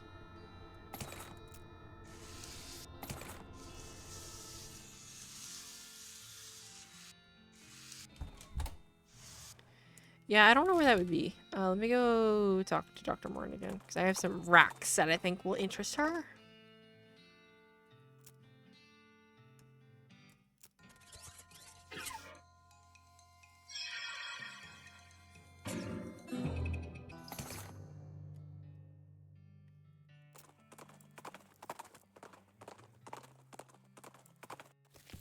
Oh, Dr. Martin. Nothing? Don't I have, like, weird gems, though, that I got somewhere? Maybe.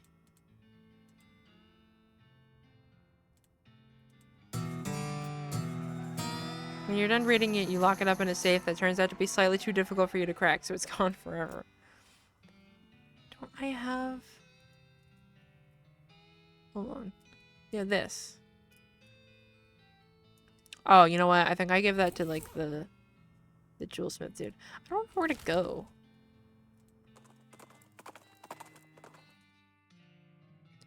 Several loud gunshots ring out as you round a large cluster of boulders and you dive into a cover.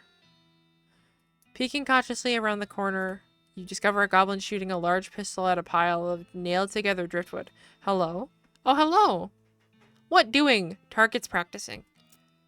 Nope, sculpting. Look. You take another look, and from the right angle, the driftwood does kind of look like an owl, albeit one that's been shot a bunch of times with a pistol. Talk to him. Pretty good owl. Eagle. Not quite as good then. Look, leave him alone. He's not doing anything. He's just vibing. Okay, wasn't there... There was... Was it the abandoned mine? Oh. A goblin suddenly runs up with an armful of driftwood and dumps it out in front of you. Hello, look, sculptures I am making. You are buying an art? Yes? Well, buying an art or killing? Buying art now. Sure, I'll buy something. Ooh. Shield? Oh, interesting. Okay. Whatever. Was there... Is this the right place that I'm thinking of? I want to say there was a safe down here. Somewhere.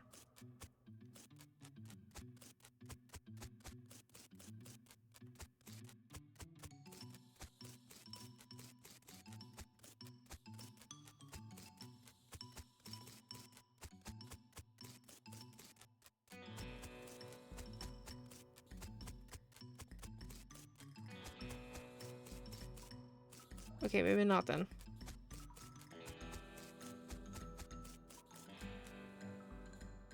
No. I thought there was a safe somewhere.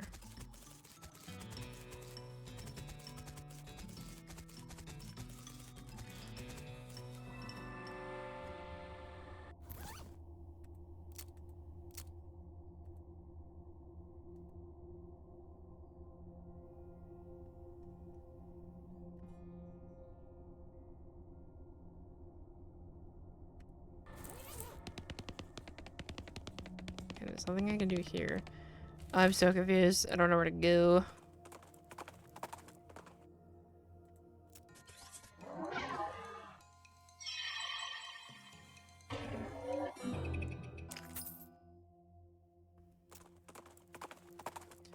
Okay,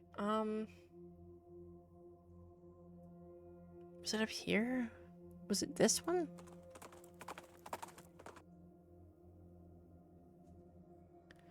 You pass a skeleton with his hat pulled down to conceal his face, hiking northward with his walking stick and a large backpack. Morning. Hi. Ah, a skeleton. Here we go. I'm sorry. I kind of expect skeletons to be mindlessly aggressive, and that doesn't strike you as a bit racist. Nah, sorry. It's not exactly your fault that you don't know any better. Ever since that damn necromancer got elected, he's been doing nothing but giving skeletons a bad reputation. Elected? Yeah, he started raising all these new skeletons and set them loose to rampage around. And of course, natural-born skeletons like yours truly get lumped right in with them. Makes me sick. Natural-born. Anyways, I'm getting out of here while the getting's good. Moving to Canada. Say, you didn't vote for that jerk, did you? I have no idea what you're talking about.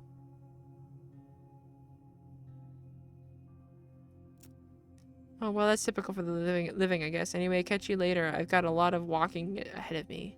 No, wait, tell me where the necromancer is!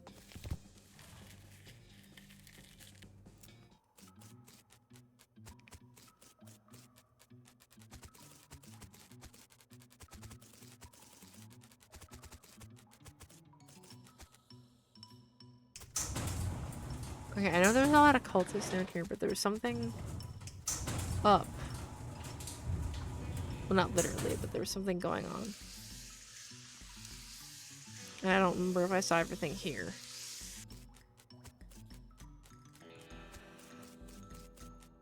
Oh, wait, hold on. Go down. To floor 4. Is it like another elevator? No, it's just not here.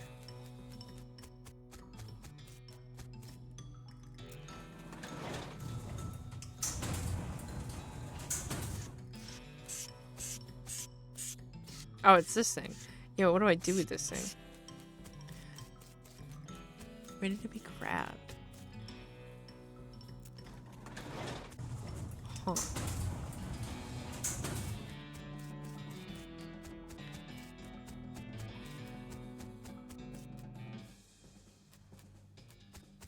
Oh. Oh.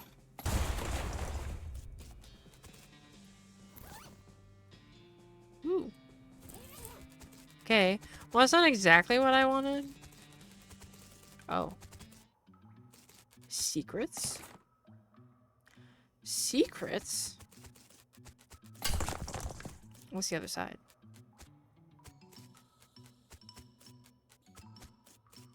Oh, really? That's all that was down here?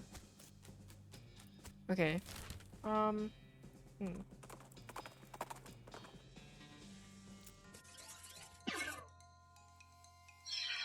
got a gas cap, and I don't know what that's for.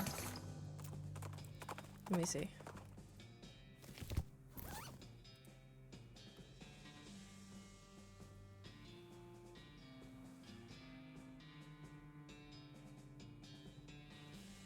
Well, that doesn't help me. Okay, there's gotta be somewhere that I haven't thoroughly searched yet. And I don't really want to go back through all of the mines. Oh, wait, do I have... Wait. Hold on. Oh, I thought I had like a book on like all of my necromancer things.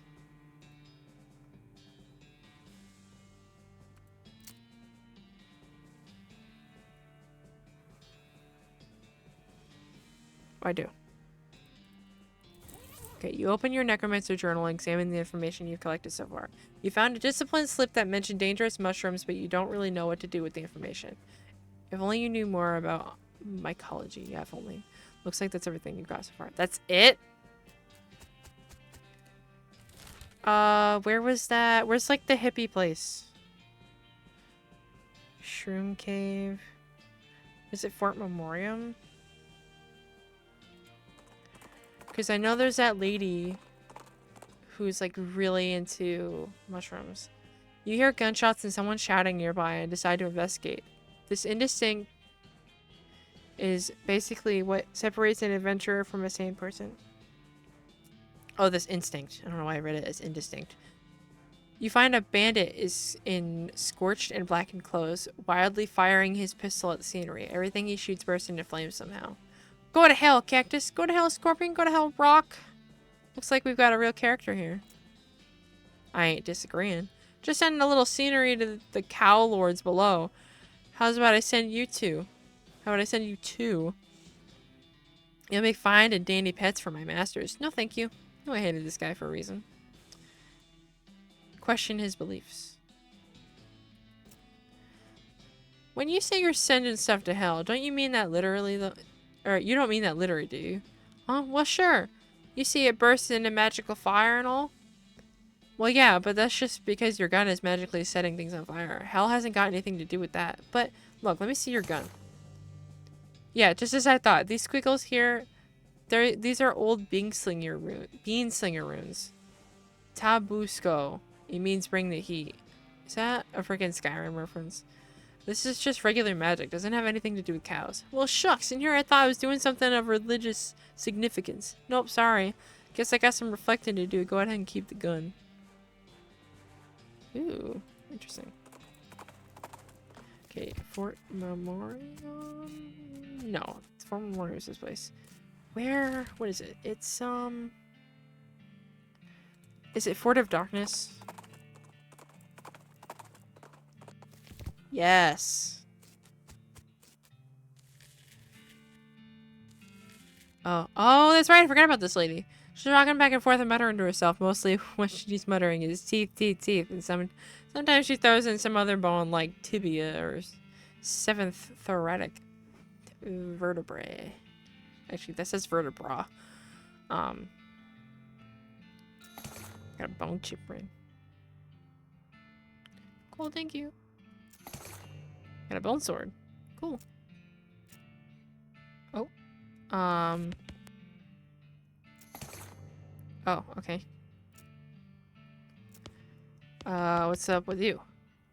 Can I interest you in a discussion of the particulars of Kurtzian philosophy? Sure. Blah, blah, blah, blah. Okay, yeah, no. So it's not you. Is it you? Sure. Oh, well, you don't...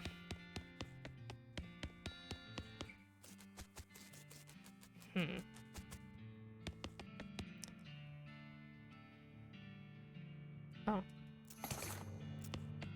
Okay, what's up with you? This woman is rocking back and forth and making weird sounds as she rapidly flaps her lips with her fingers.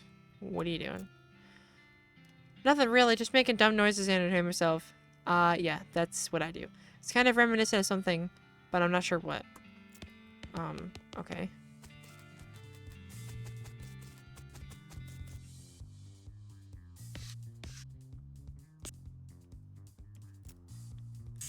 Did I ever... I didn't find the pants for this. I don't know where to find the pants for this.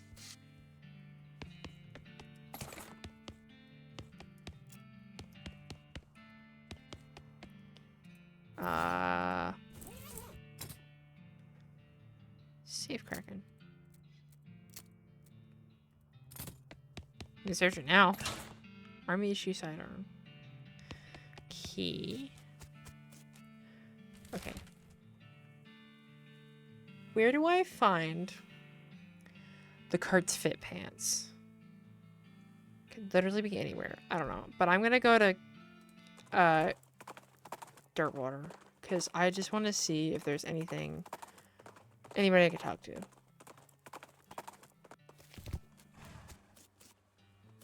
Oh, well, thank you. I appreciate it. Thank you for shrugging. Need help with anything? Okay. That's Susie. Can't talk to them.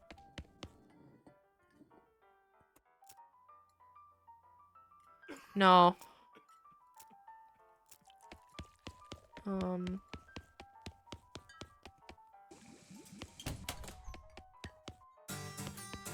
Oh, hey guys.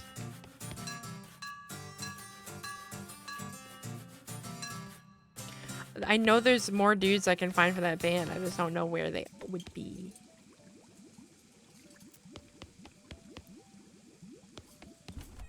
Am I gonna have to go back and check every location? I don't know if you guys want to sit and watch that. Because I might have to until I find something.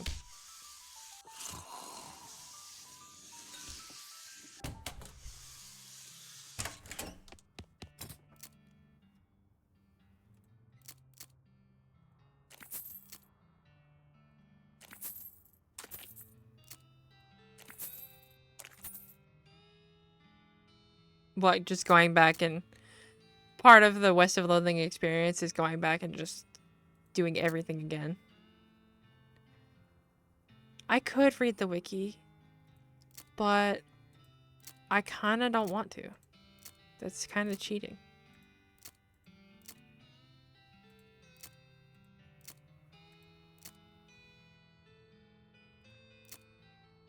When did I get that?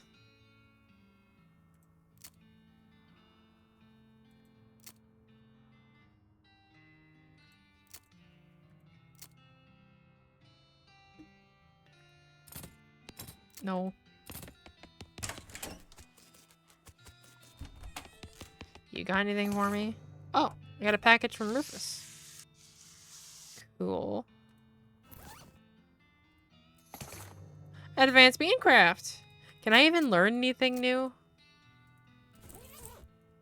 No.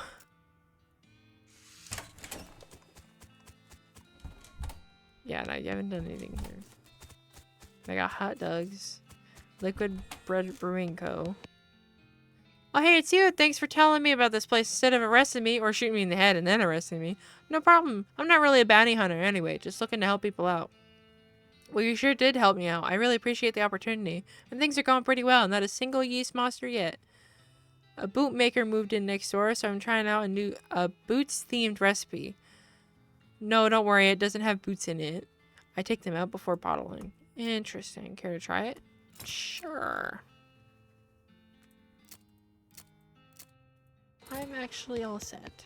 Thanks. Tony's. Is this the guy who was like convinced that there was like little gnomes making the boots or something? Oh, hey, hi there, welcome. Back, yeah. What can I get for you? Ooh. Ooh. That's interesting.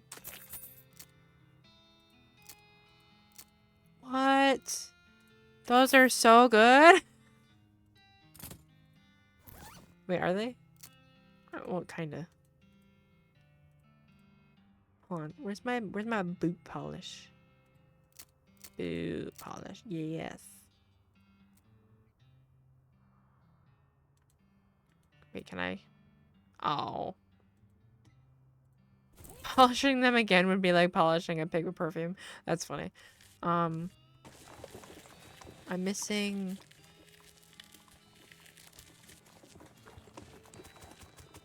three or four things? Oh god, okay. I'm gonna look it up on the wiki. I want to know where the Kurt's Fit pants are.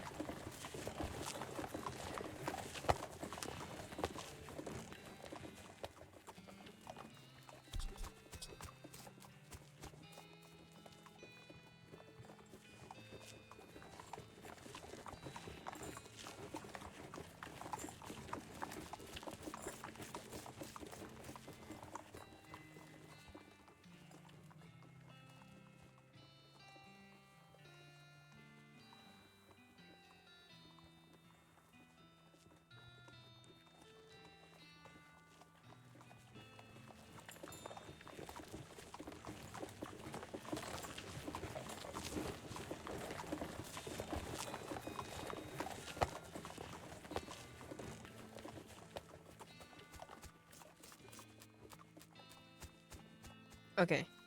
So it says that they are inside of a locker in Kellogg Ranch.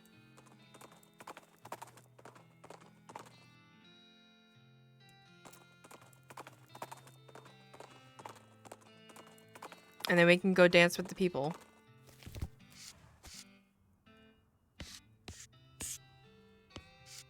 Hi. Whoa, hello. Hello? So you're a ghost, huh? Yeah, it does appear so, and alas, without me here to instruct them in my regimen of purity, all my patients have fled. That's probably not exactly why. They're likely out ravaging the countryside and their own bodies. One cannot have purity in the soul without purity of the body, you know. What's this whole purity kick about, anyway? My threefold path to the elimination of corrupting influences. Would you like to hear it? Sure. Lay it on me. The first step I call purity of the glands. One must rid oneself of all romantic and sexual desires and cease any self-polluting activities. Like what? Smoking cigars? Well, yes, but I'm speaking more of, you know, nighttime activities. Alone. What? Anyway, that's the first step. He means don't masturbate. At least I'm pretty sure. Okay, what's the second step? The second step is purity of guts. Wait, isn't that what you said up here, though? Oh, glands. Purity of guts. This is accomplished through frequent cold water enemas. Ugh. Yikes. And the consumption of wholesome and nutritious grain flakes manufactured through my person. Wait. Like Kellogg's cereal. Nutritious grain flakes manufactured through my personal scientific developed recipe. What makes them any different from other breakfast cereals? Did you not hear me? This recipe is scientifically developed. Alright, what's the third step then? The final step is purity of muscles. I've gained an extensive exercise regimen featuring several workout machines that I have invented myself. Neat. And all of this together, what was it? My regimen eliminates corrupting influences from the body, thus purifying the body, mind, and soul. Well, that sounds like a good result to shoot for, and it works. Certainly does. Why, just look at me. You're dead. Only coincidentally. Uh-huh. This guy looks like he's 80. I don't think he can do any nighttime activities anymore. I think he can try. Well, also, he's dead, and he's like half of a person. Ugh, I didn't mean to talk to him again. Yeah, he's dead. He's a ghost.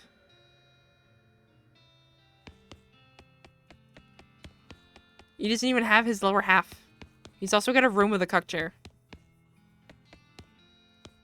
So that's interesting. Nope.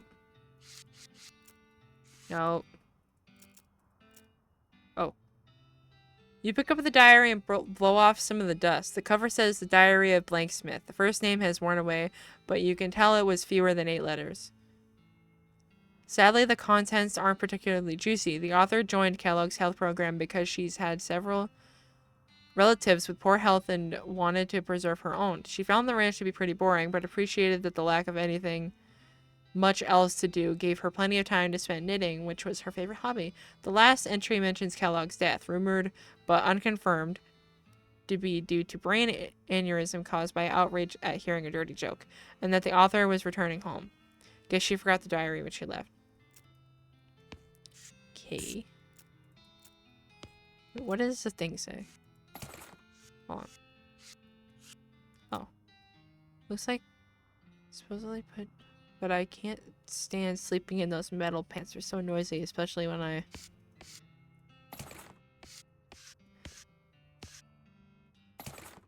got chastity pants. That's really funny. Why do they need to be pants? Why do they need to go all the way down?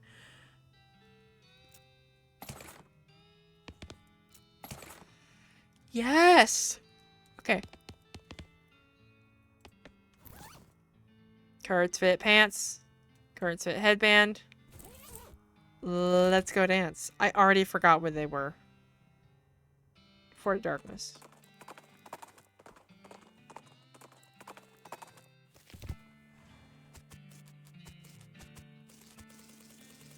Let's do this.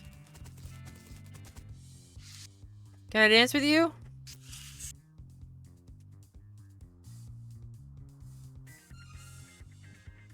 Hell yeah. Alright, while that's going, there was a couple other plots of land that I still need to get in Dirtwater, so I'm gonna look up where those guys are. Oh. Never mind. Power surges through you. You locked on.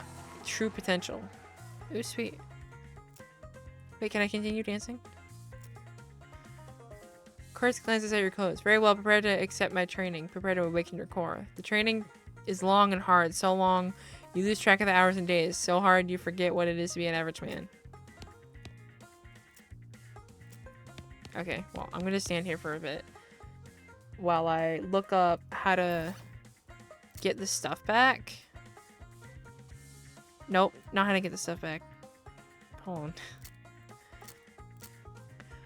While I look up how to, like, get the other people into Dirtwater, because I know we're missing quite a few people there. Okay, give me my spittoon hat back and my pants. No, this music does go hard, honestly.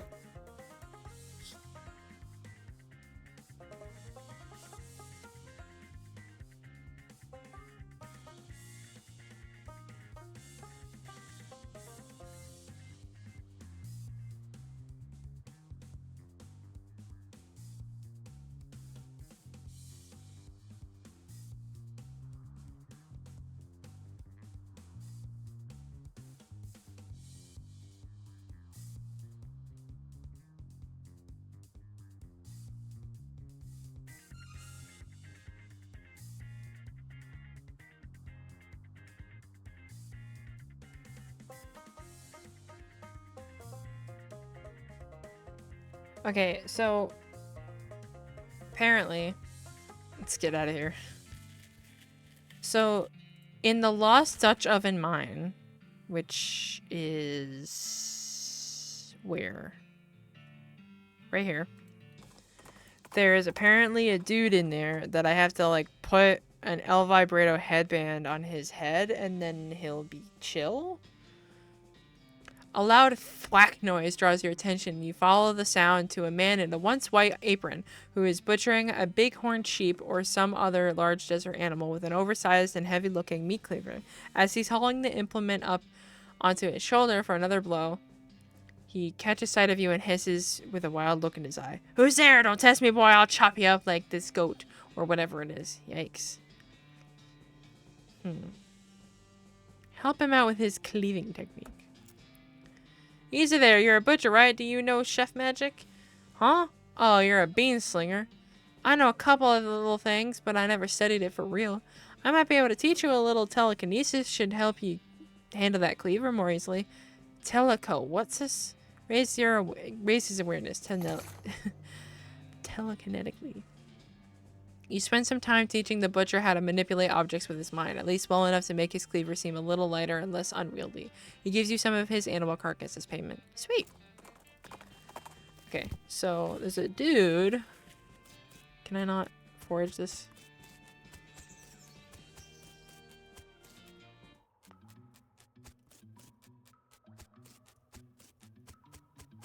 Okay, so apparently there's a dude here.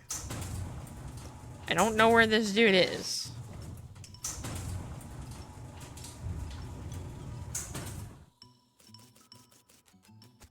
Oh. This guy's totally out of it. He's gibbering and drooling and doesn't seem to even see you. Try to talk to him. Okay, wait, hold on. I don't have the headband though.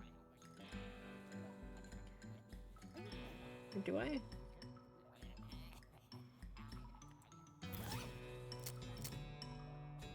I don't. Shit. Okay. I need to go get that then.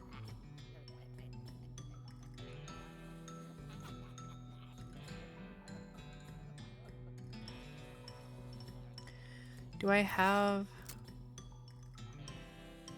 El Vibrato, like, scrap? I do, but not enough. Shit. Damn it.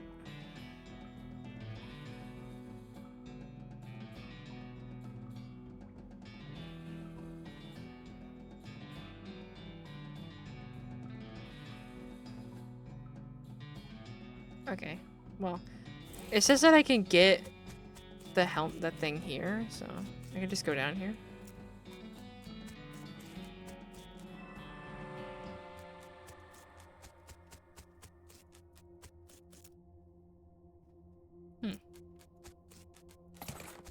Yes.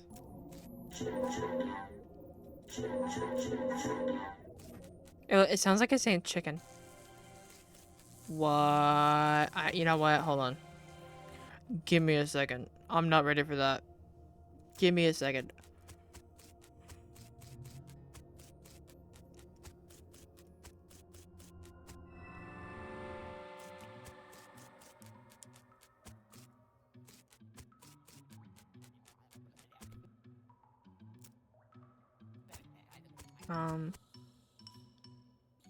Or do I have to, like, hold on.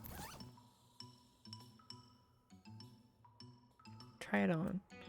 As you place the ring on your head, two things happen. One is that it begins humming and shimmering in that weird way El Vibrato things shimmer, and the other is that you suddenly feel as if you've put earplugs in your brain and your thoughts are weirdly quiet. Your sense of surrounding magic and physical energy is almost completely muffled. Huh. Okay. Oh, there we go. Now I have the headband. Can I give him the headband? Yeah, put this on him. You put the headband on him and he blinks repeatedly, shaking his head. "Oh my goodness, where am... Oh, I'm still in the mine, uninjured and hungry but not starving. So I can't have been here very long, perhaps a day? Good. Well, I must have to thank you, friend. How you feeling?" I should say, or feeling better? I should say so. Thank you for outfitting me with this remarkable device. Don't mention it. What's your name? Murray Morris. Excavator of the unknown and purveyor of mysteries. Fancy, what brings you to this mine? Why, excavating the unknown for mysteries to purvey, of course. Or at least attempting to. I must admit that until you put this device on me, I was quite overcome. Overcome? Quite. I'm oversensitive to psychic emanations, you see. Always have been. As it happens, this curious little hole is absolutely overflowing with them. And they're non too friendly. I can tell you that for certain. It was risky business me coming down here, but I took the gamble and lost. It's a miraculous thing that you happened by when you did, my friend. We should both get out of here as soon as possible. I'm headed to this town. I'm staying in this town called Dartwater. I've been staying in a town called Dartwater to the south. You could probably do some good business. Why is there 2 spaces here? Now that I've pointed it out, I hope it bothers everybody. You could probably do some good business purveying mysteries there. A capital idea. There, I should see you. See you later, Murray. Also, it's very ominous for you to just say the Demon Lord in my chat. That's very scary. But I'm gonna go over here now. I don't know what this does.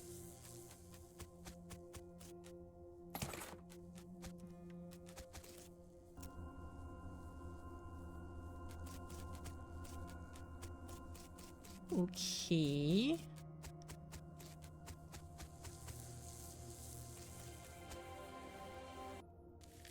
I did something. Oh, that's right. This is the fighting one. I forgot about that.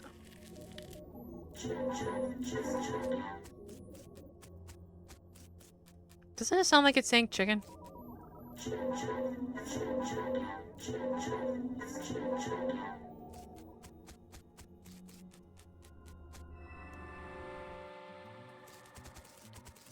Okay, now that I've helped that guy out, he went back to Dirtwater.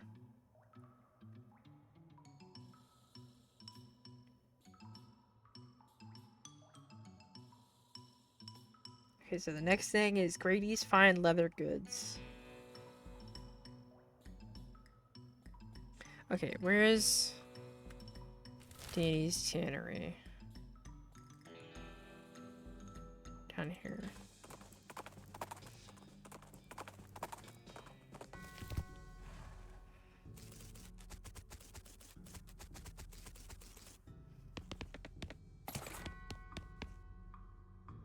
Does that portal take you into another game? I have no idea. I don't know what it did.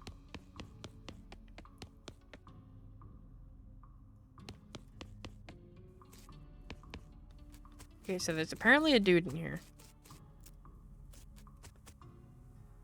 Wait, why can't I open it?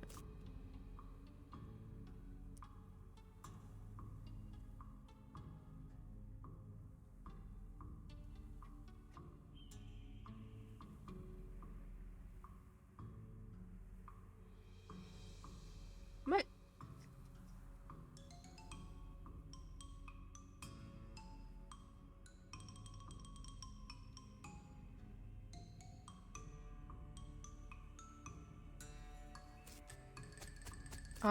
It won't let me open it.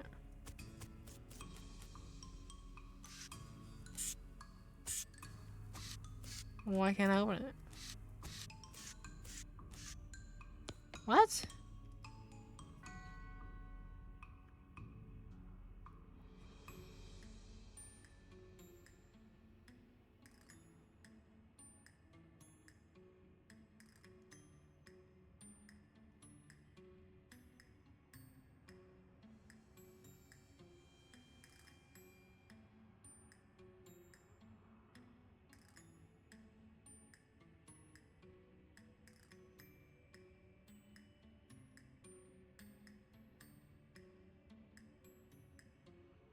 Okay, I'm confused why it won't let me open that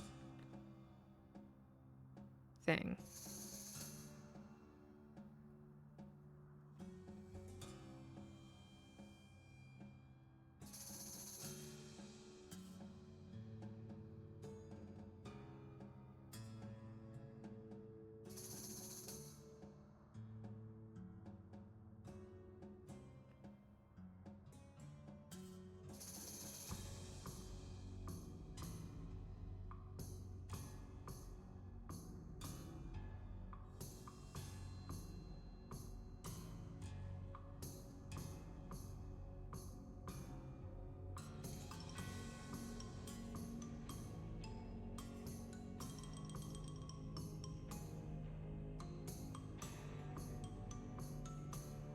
Oh. So there's like a pile of bones. This thing. Gotcha, it gives me the key I need.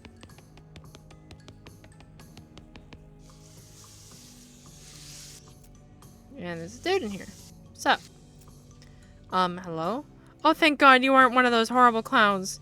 Nope, I'm Fitzgibbons Harcock. I'm Grady Tanner. It's a good thing you arrived. I couldn't have held out for much longer. Are you actually a Tanner, or is that your surname?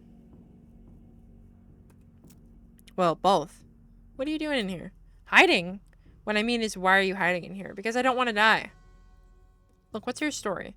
Well, I was scavenging for tanning materials. Cow's bane ain't as easy to get a hold of as it was in the old days. But while I was searching, these cows showed up, and then those clowns showed up, so I locked myself in here. What's cow's bane?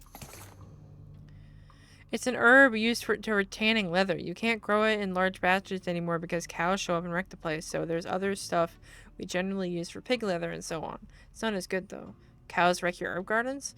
Yeah, if you're growing more than about a flower pot's worth, they get wind of it somehow. They hate the stuff. Can't figure out why. Here, I've got a few extra seeds you can have. Be careful with them. Well, I'll take care. Oh, I took care. How long have you... I took care of the clowns and cows, so consider yourself rescued. Wonderful, thank you. As soon as I get a new shop set up, you can count on me for any leather goods you need. The first one's on the house. You wouldn't happen to know where I might set up shop, would you? There's an empty lot. Dirt water. Okay. Sweet.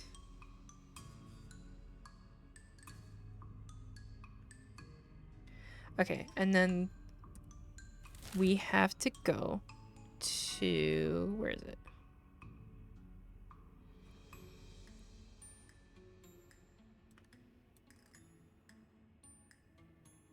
Up here.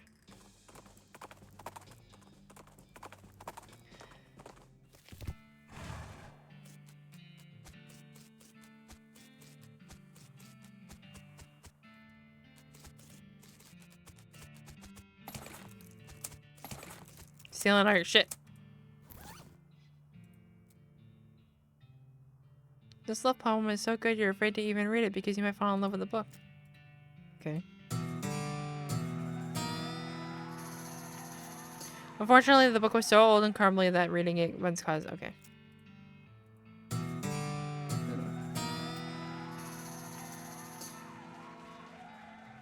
Okay.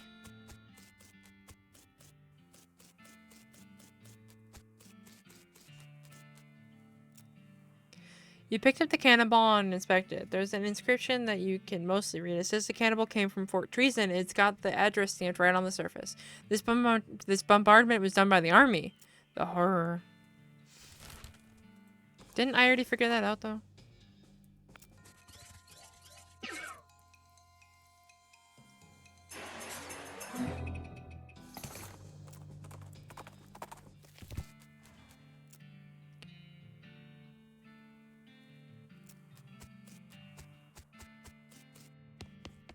I think I'm getting confused.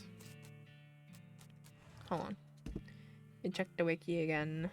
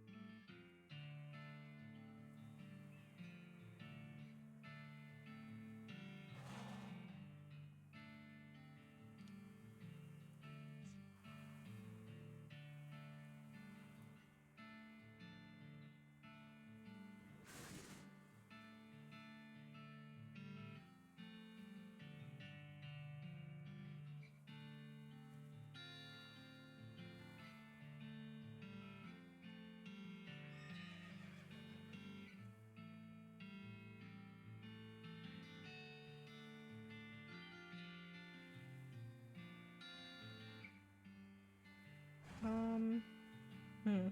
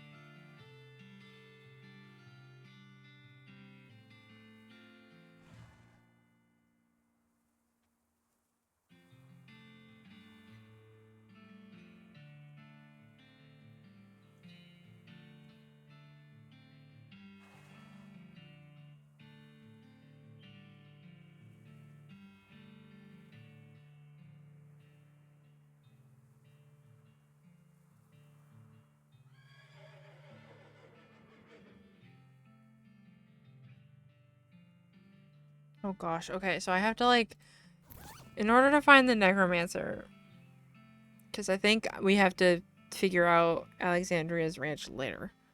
But to find like the necromancer thing, where's my thing? This. No, not that.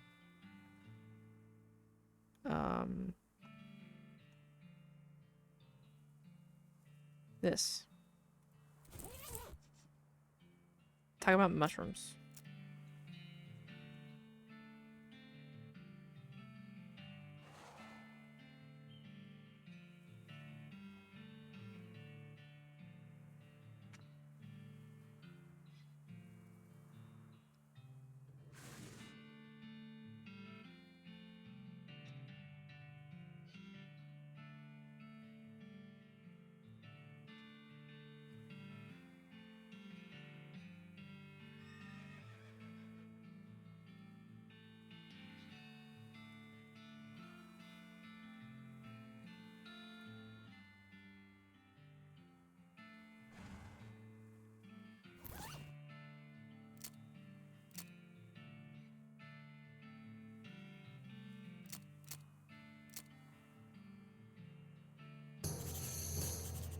You read the garbage. It turns out to be a flyer for a comedy shack up north of Frisco. You jot down the location on your map, then throw the flyer away.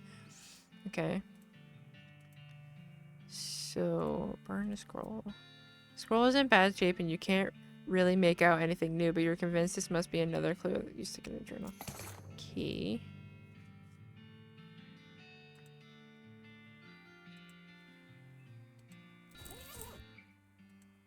Oh god, I'm not reading that.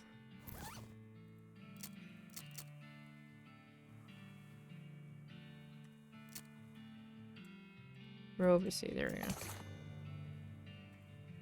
That's...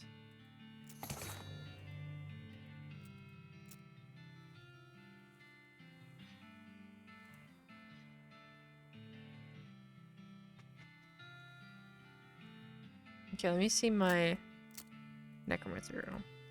Okay, you open your necromancer journal and examine the information you collected so far. You found a receipt for delivery of robes.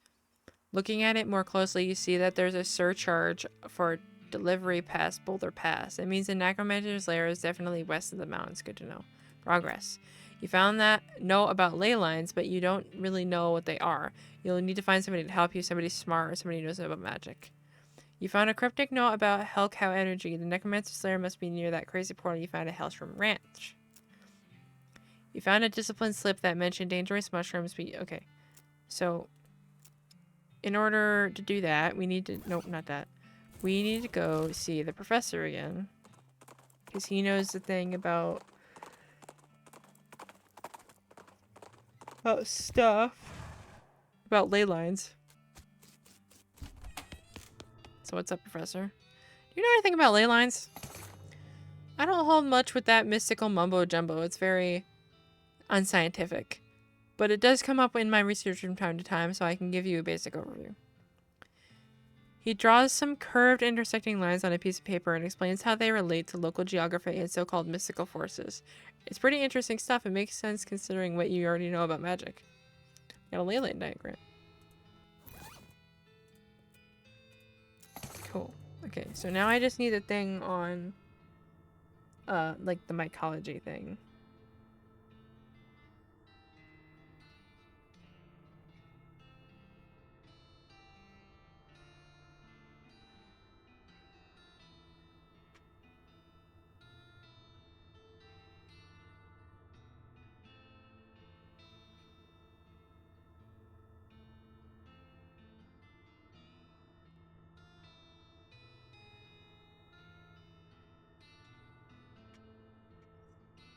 Do I not already have that skill?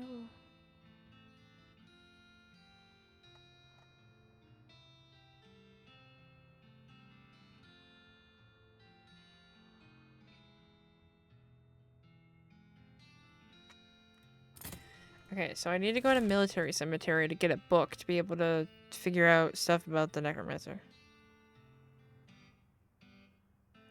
Where's the military cemetery?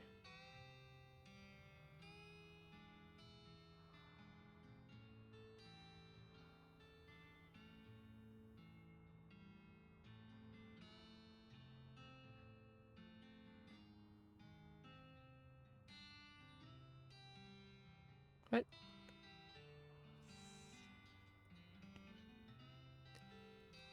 Am I like dense?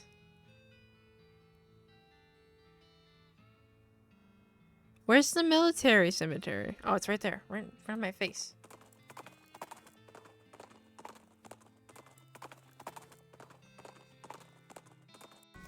Okay.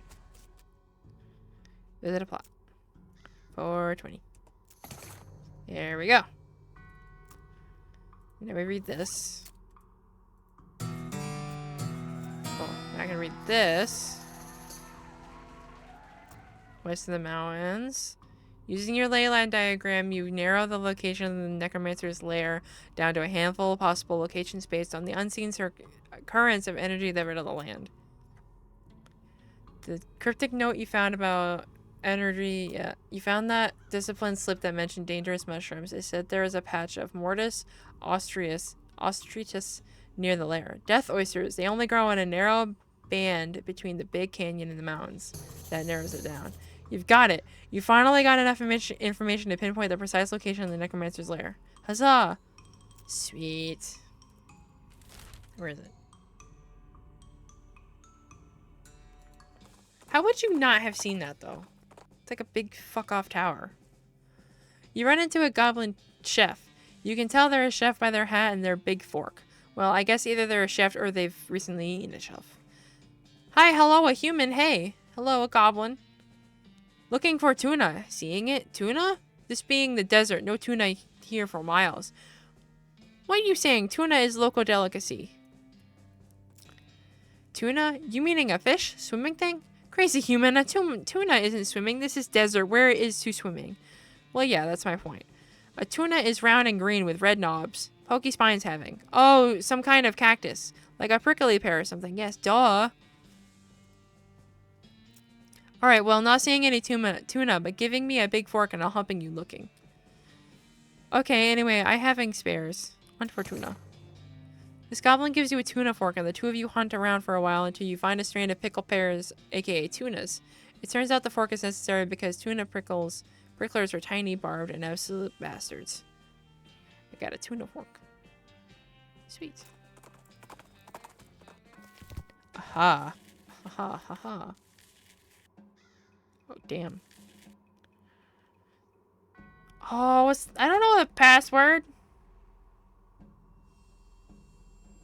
New England clam chowder. It's the password.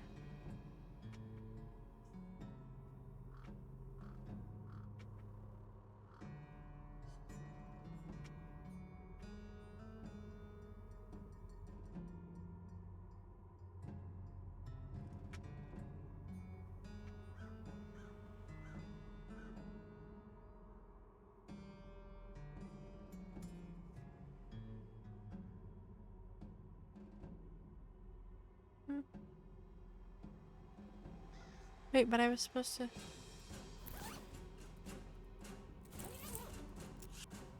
What?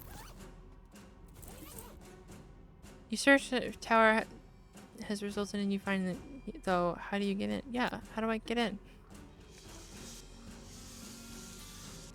I don't know.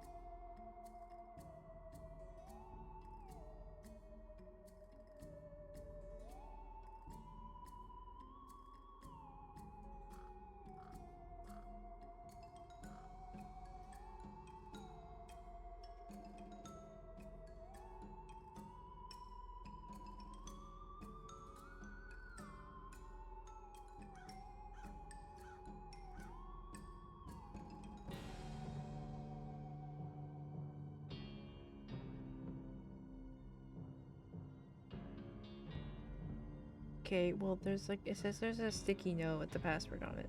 But where do I find the sticky note?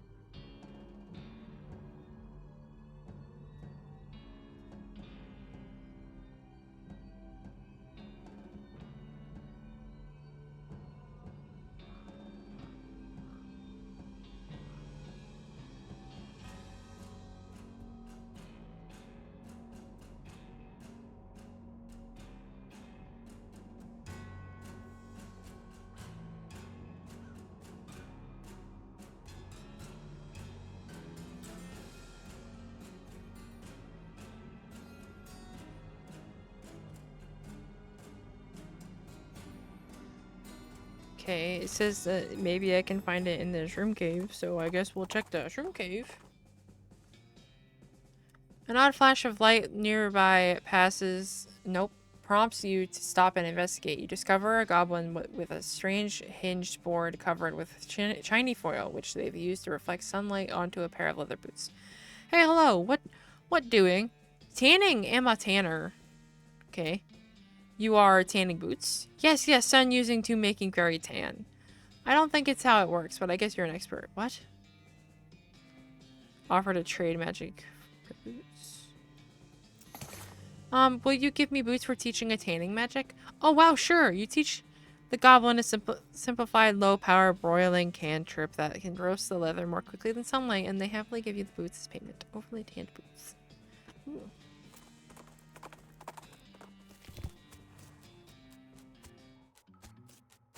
Big shroom. Ooh. Forgot I have mushroom pliers.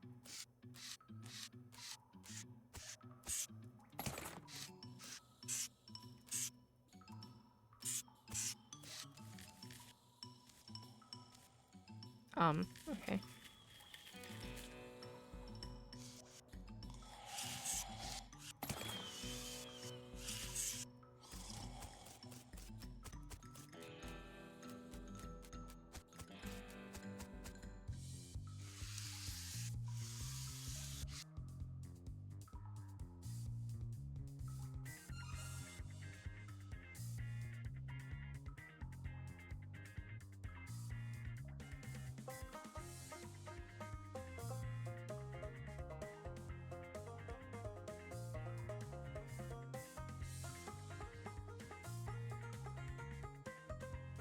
Okay. So it's not in the shrimp cave. So it can either be in Reboot Hill or the Buffalo Pile, and I'm gonna guess Reboot Hill. Where's Reboot Hill? Meh.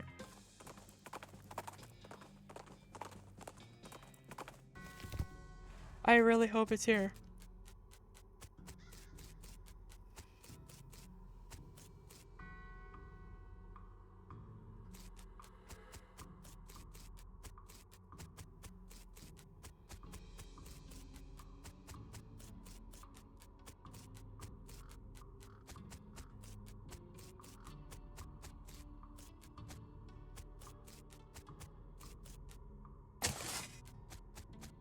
Oh, that's interesting. Oh, there's some cultist shit going on there. You're not going to get past this barrier of whirling bones without, well, making it so there's no barrier of whirling bones there anymore. Crush them. Sweet. What the hell are you guys doing? These cultists look like they're barely maintaining control over that skeleton. Interrupt their ritual. You throw a rock at the skeleton, which instantly explodes. Wow, they must have been a really high energy ritual they were doing. You jerk! We were using that skeleton. You guys are jerks for using a skeleton in the first place. Why, I oughta... You oughta what? You gonna hit me? Do you really want to touch my dirty spittoon?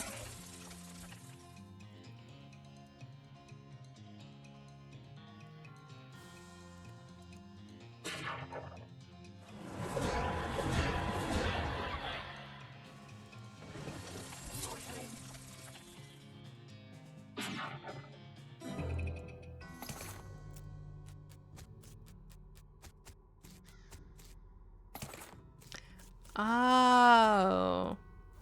The sticky note. The note says, Ara cadaver. Aha, aha, aha. That's so funny. It is kind of clever, though. Not gonna lie. Okay, necromancer time. Okay, what's this? Some necromantic mantics runes they desire to be read. You read the runes closely, tracing them with one finger. They glow darkly at your touch. You learn 3 ancient names. A name of bone hatred, a name of bone void, a name of bone never was. Okay. It's a fountain of blood, nothing weird about it. Drink. Oh, I didn't mean to drink it. Oh no. It's a fountain of blood, nothing weird. The blood is delicious, like meaty Kool-Aid. You can affect dark-blooded. Oh, that's pretty nice, huh?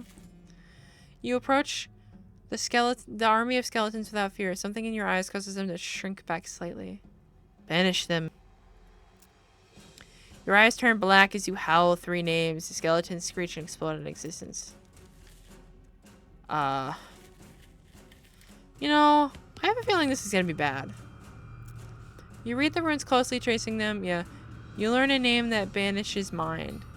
You learn a name that hatches void from a toothed egg. Well, there's a big old pillar of skulls blocking your path. There was bound to be one of those in here somewhere, right? Excuse me, fellas, I need to get past here. The skulls hiss and chitter and giggle at you. So that's a no then? You howl the name, screech. Yeah. Skulls screech. Oh. You learn a name that dissolves bonds. You learn a name that withers love, corrupts love, twists it, blackens it, and turns it into hate. Banish them. These 2 skeletons have their names written on their foreheads so they won't forget them. Actually, wait. Maybe they each have the other's name. You hiss the names and the names slither on into your foes. The giant skeletons turn and smash each other until only splinters remain. I like to think that my character is secretly a psychopath. Oh, hello. You approach the throne and the wicked husk, the withered husk sitting on it. Unbelievable. All that killing, all that horror, and this is what's behind it.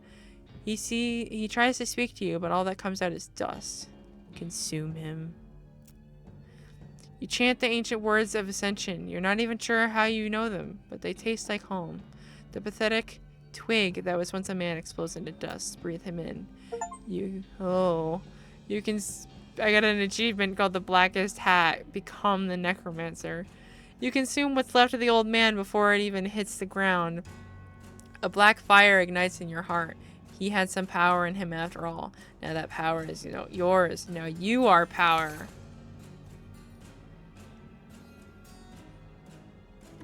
You pick up his crown. Funny, there's nothing to it.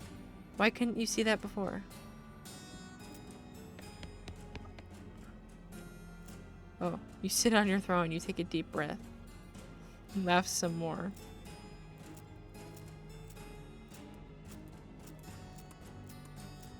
Okay, I'm done. Okay. I am officially a necromancer. That's totally not scary at all.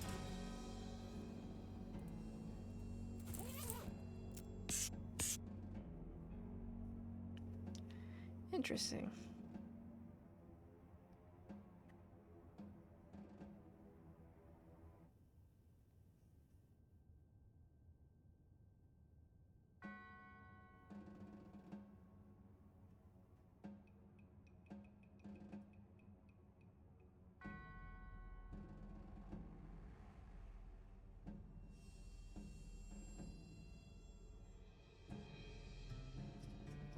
Okay, now that I've defeated the necromancer, I'm gonna look up how to get Alexandria from Alexandria's ranch.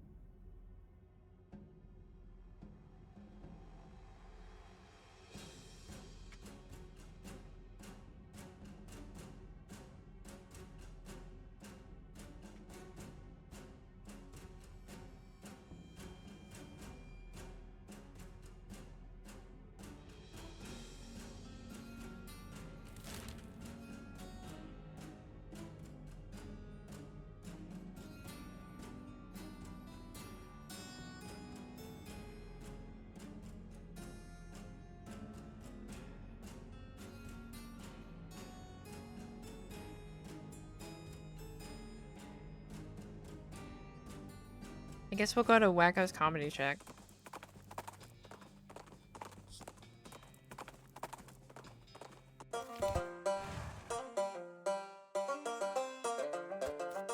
Sup? Howdy, howdy, howdy. Wasco Shafter is the name and comedy's the game. Are you here for a real thigh-slapping good time? Alright, hit me. You hand over the meat and Wasco clears his throat. Okay, so a skeleton walks into a bar, and the bartender says, "Wait, it's a horse, not a skeleton. Sorry." Anyway, after that, the bartender asks the horse, "Hey, why is your face so long, buddy?" Seriously? Wasco takes a bow. Want to hear another one? Yeah. Alright, a guy walks into a bar, and the bartender says, "Sorry, we don't serve goblins here." Oh wait, I forgot to mention the guy's a goblin. Anyway, the end. That's it? Want to hear another one? Okay, here's a good one. Take my wife, please. Please? No. Wait. Anyway, I just flew in from Canada, which is weird, right? Because people can't fly, except for in balloons or gliders, I guess. We won't have actual airplanes for at least another couple of decades anyway. Okay. You want to hear another one? Wasco, you're real bad at this. What? No, I'm not. You're bad at the stuff you do. Dumb things, probably. Come on, let me tell you another one. Fine. So a guy walks into a bar and he asks for a beer and a mop. And the bartender says, "What the mop for?" And the guy replies, "Because I'm a skeleton." Okay. Boy, it was really, really cold yesterday. You're supposed to ask me how cold it was. Oh, come on, Wasco. Alright, here's a classic. What walks on 4 legs in the morning and 2 legs in the afternoon and 3 legs at night? A man, but oh my god. Seriously, you aren't good at comedy. Shut up, I'm great at jokes. No, you aren't. What about your timing is terrible. Timing! So my Uncle Alex thinks he's a chicken. And, my wife suggested we should take him to a psychiatrist. And I said maybe we should take him to a regular doctor. Because I'm pretty sure it shouldn't be possible for a regular man to lay eggs. Ooh, these are really rough. So I got a job as a manager on a baseball team, and all the players have weird names. Like, there's one guy literally named 2, and the other one called, I don't know. Third base. Yeah, you just told me that. I'm telling you sincerely, you should quit. Alright, fine, I admit it, I can't tell jokes with a Dawn. What else am I supposed to do, though? You're a pretty decent banjo player. The Jewel and Dirtwater could use a banjo. Okay, yeah, that sounds pretty good. Can't be much worse. Yeah, those jokes were pretty bad. Okay,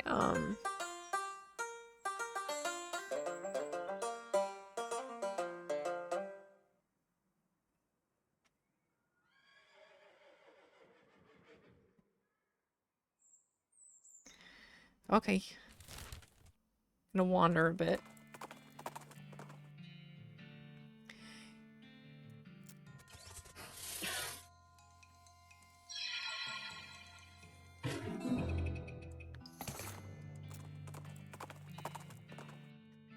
Just gonna wander for a bit until I find what I'm looking for.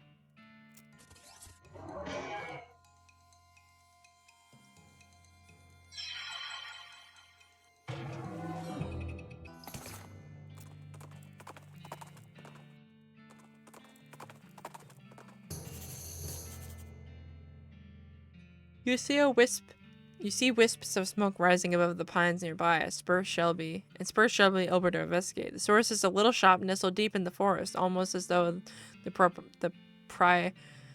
proprietor doesn't want customers to find it. You jot the location down in your map. Go there now.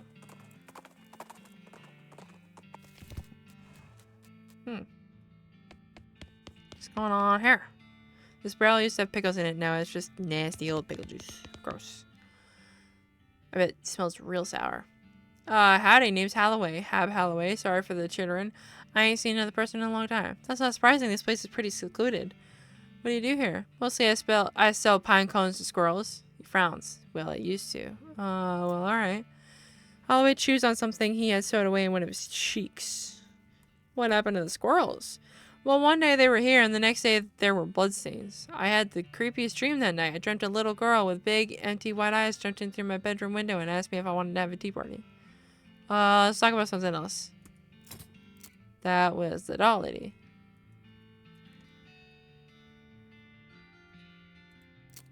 I'm gonna buy a jar of peanut butter. And some needles. Oops. I don't know how to spot. Whatever.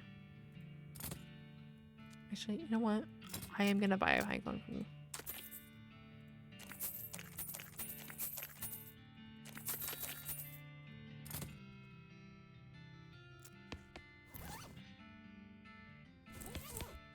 Wait, can I sell to you?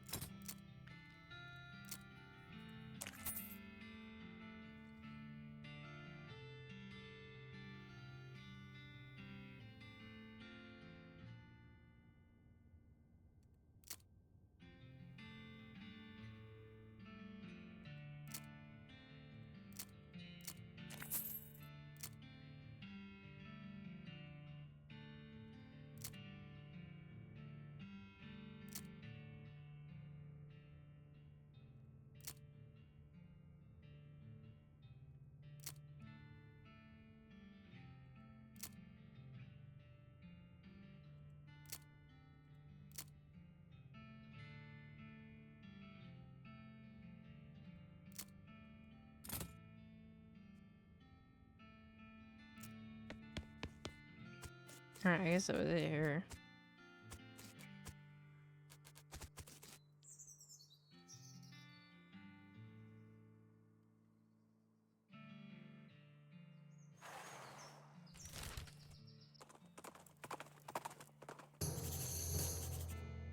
Your transponder beeps, indicating a spot to the west of where you're riding now.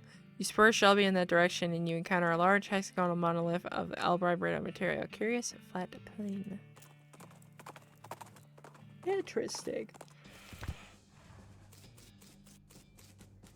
Oh.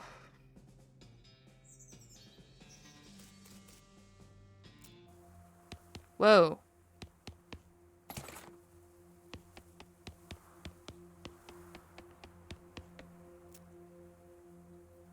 You insert the battery into the monolith and it springs to life. Everything goes blue for a second.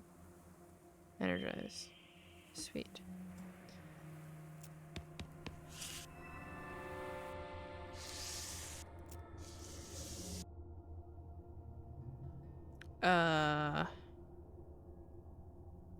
Leave the terminal.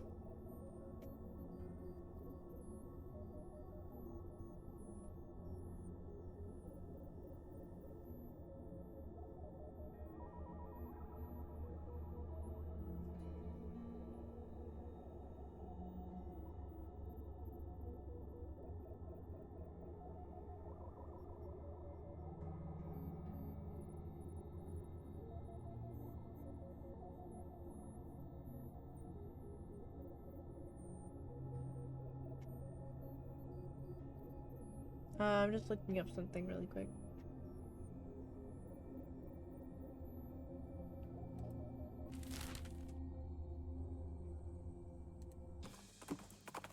Because I realized I have a bunch of punch cards.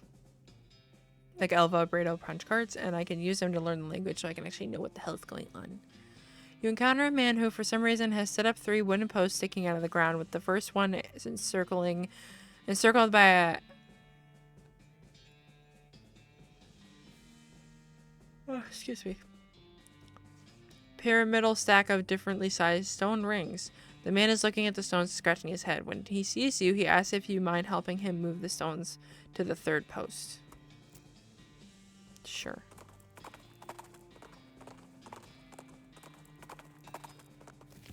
Okay, go down the well. Go to here.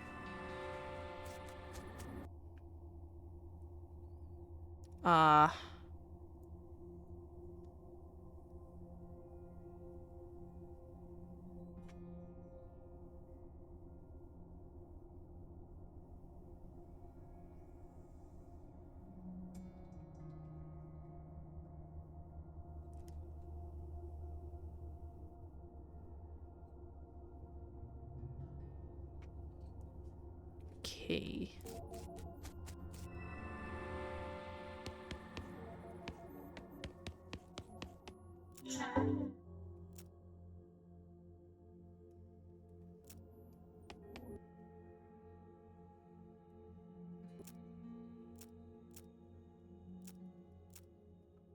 Do all my punch cards.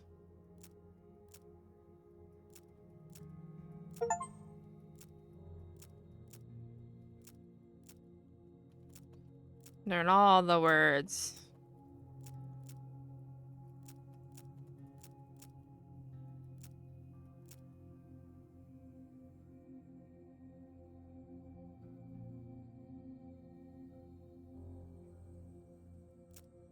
Okay, so I have nothing else to learn then.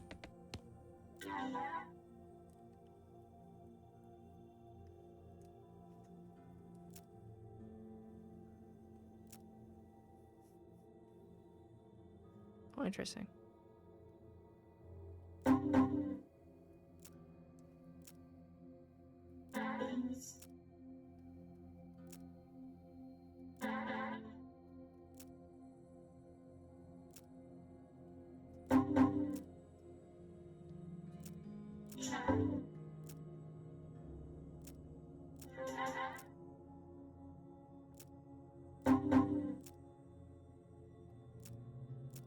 I don't know. Okay, so that did something.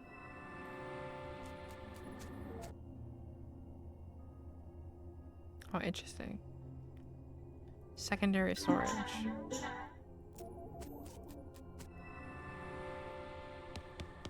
Oh.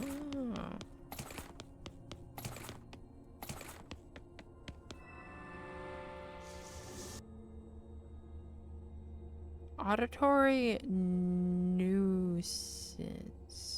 containment.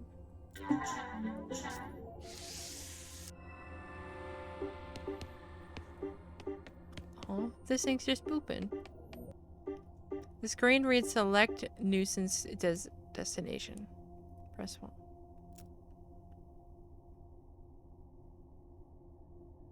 Oh. I don't know what that does.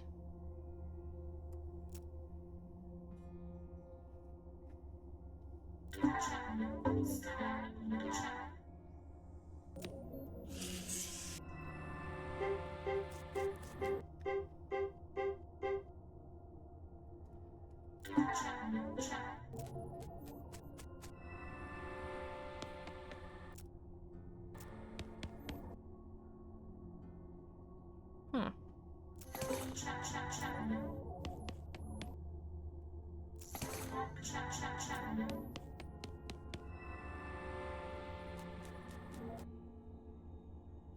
Drone fabrication?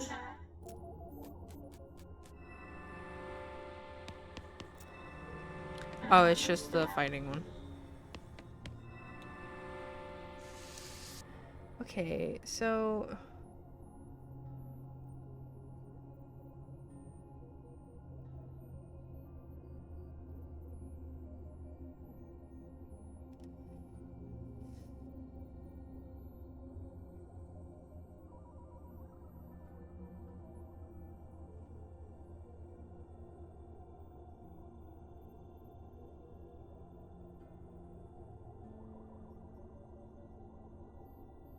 So how do I do the thing with Alexandria's ranch and the portal?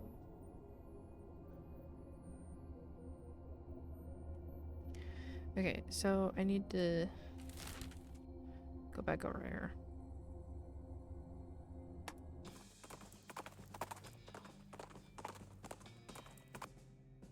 Oh, there's so much stuff.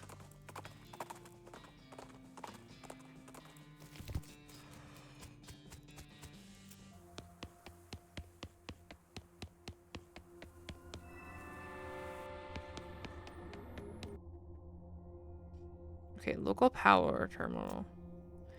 Current local power destination, planetary orientation maintenance. What?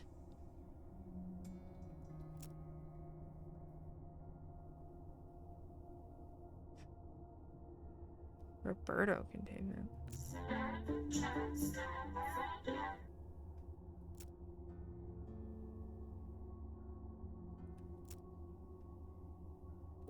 I don't know what that did. What did that do?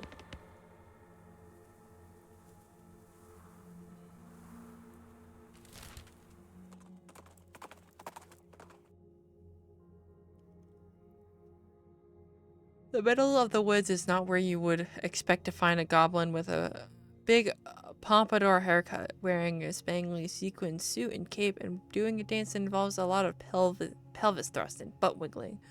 But yeah, that's what you found. Hello? Why, hello there. Glad to meeting you. Yeah. I don't know what's real anymore. Like, I love that my character is just like contemplating his existence. Maybe not hearing me, being Gelvis, big time goblin entertaineringer. Pleasure to meeting you. What you two doing? Singing out here in a forest for practicing, hearing a song to wanting? Sure. He's not doing anything. Why would I attack him?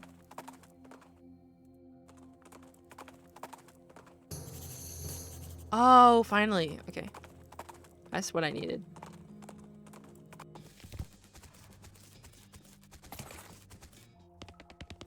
Oh.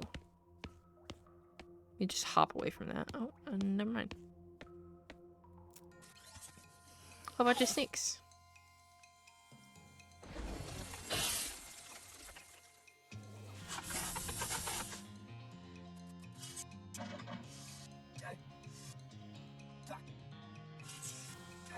Oh no. Shit. Okay, let's try that again.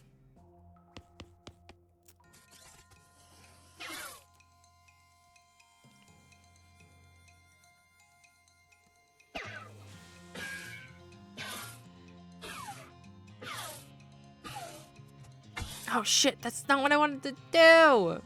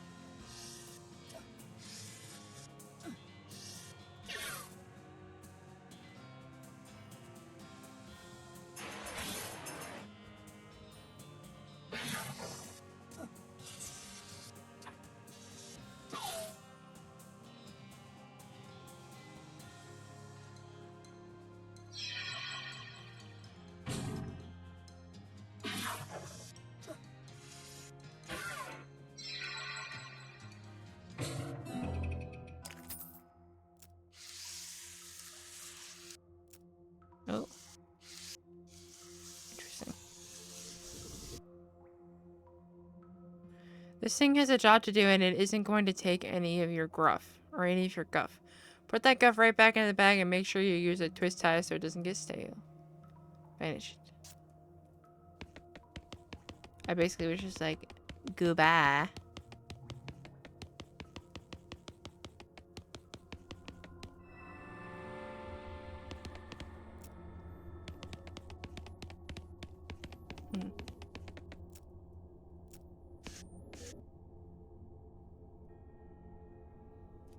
Okay.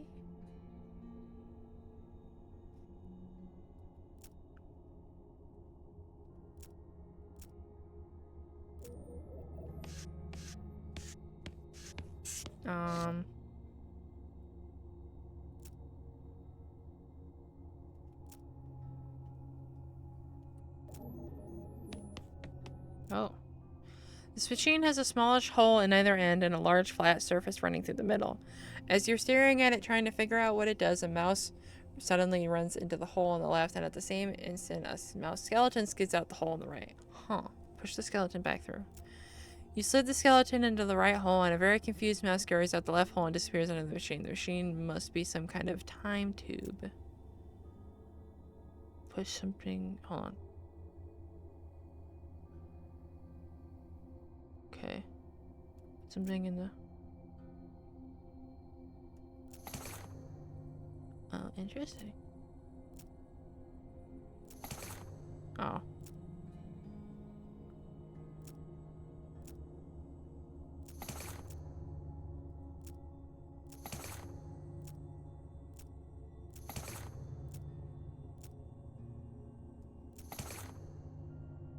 Interesting.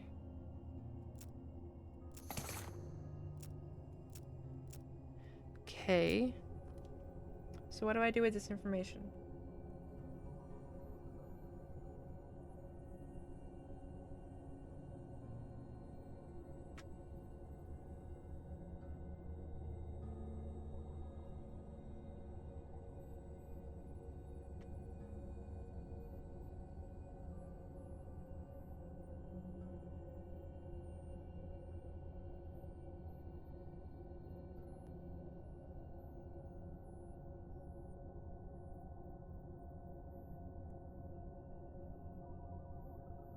Okay, I'm just reading how to like do this stuff on the machine.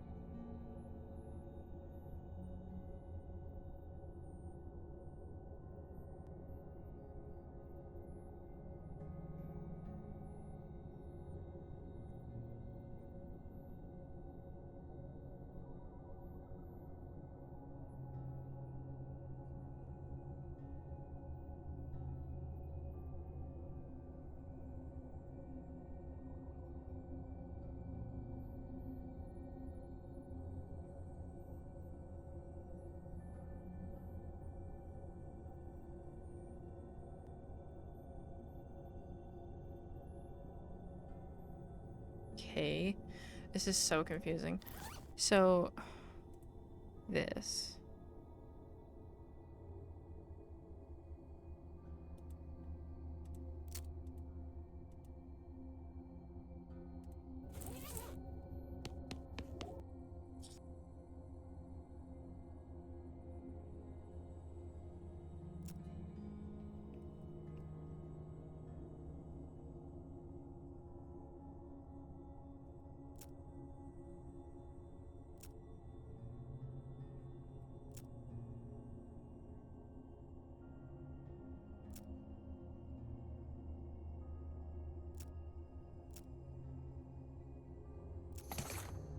Oh.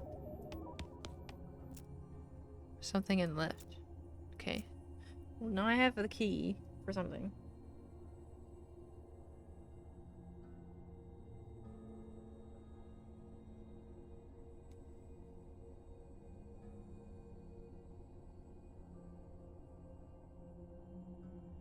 Okay. So, I think now we can go to... Hold on, let me see what this thing is. I think we can go to Alexandria's ranch now and open the time portal, theoretically, and save her from the talking thing. I'm not sure if I could do that yet. Oh, never mind. Yes, I can.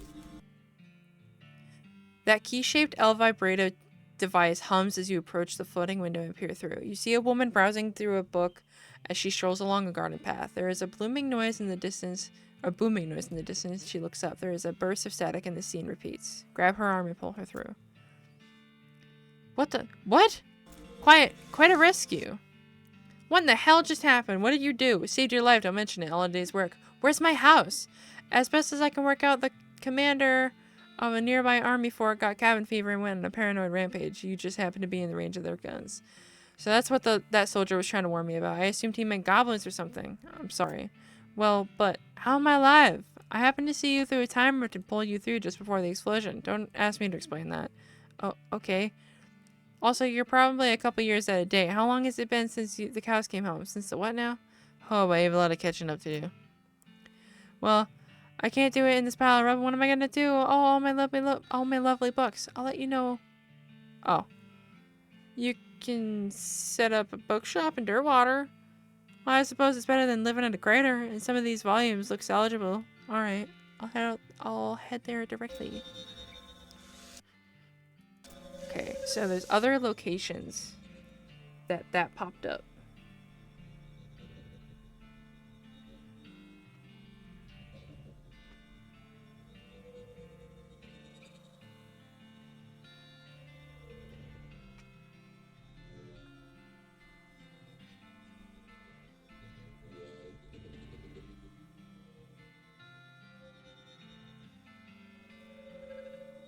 Okay, and I'm gonna look up all the locations that can be.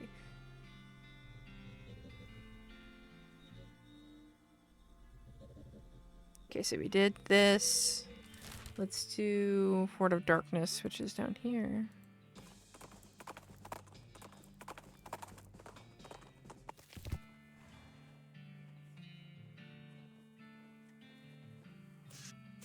I don't know exactly where the portal will show up, but I'm sure I'll see it. Yep. Hums as you approach the floating window and peer through. You see nothing but rocks in every direction except slightly down and to the left where you see two menacing-looking hairy men fighting. Wait, they're not fighting. They're taking turns bonking each other on the heads with clubs, but they're smiling and giggling. Through the window, you can just barely reach the shoes of one on the left. Grab them. Got high shoes. Sweet.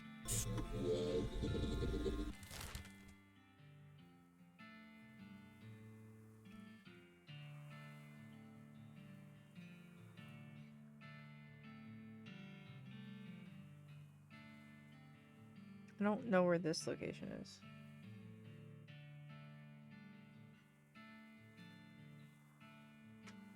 Wait, hold on. Do I have disposable binoculars?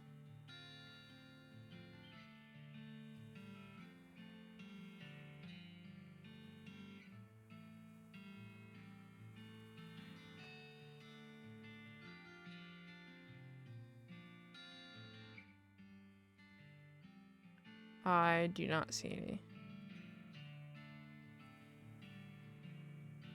Well, that sucks.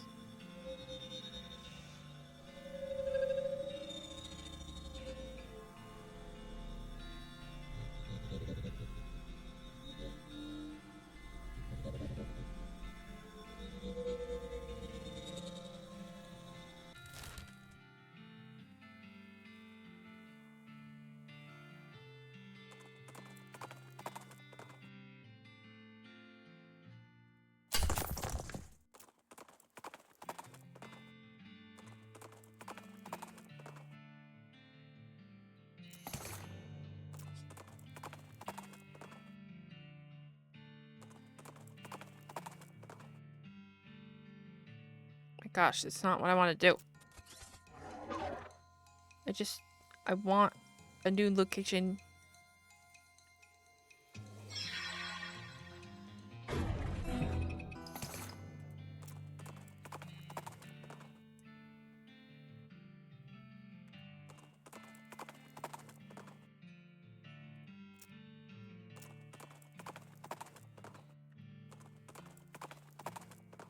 Thank you. I will do that. I thought about it, but I was just being lazy because I didn't want to go to Dirtwater and buy binoculars.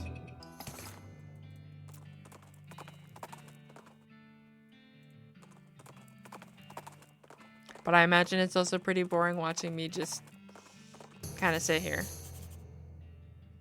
Wait, I haven't found Shaggy Dog Cave yet.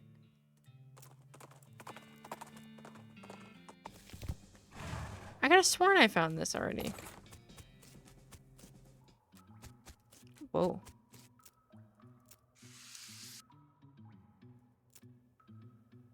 No. No, this is the fucking troll cave. I'm not... No.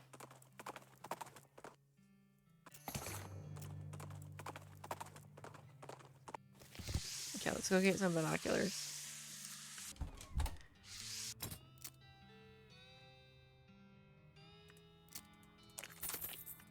Okay. Now let's go to, I don't remember where it said. I think it said Fort Memorial. I should be able to find the thing I'm looking for if I look up on the tower from here. Okay, or not. Damn it.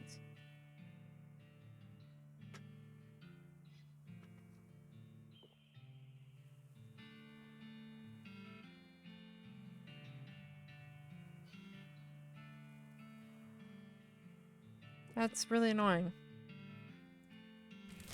I just have to wander.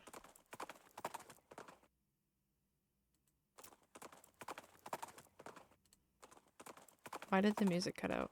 Why is it just silent?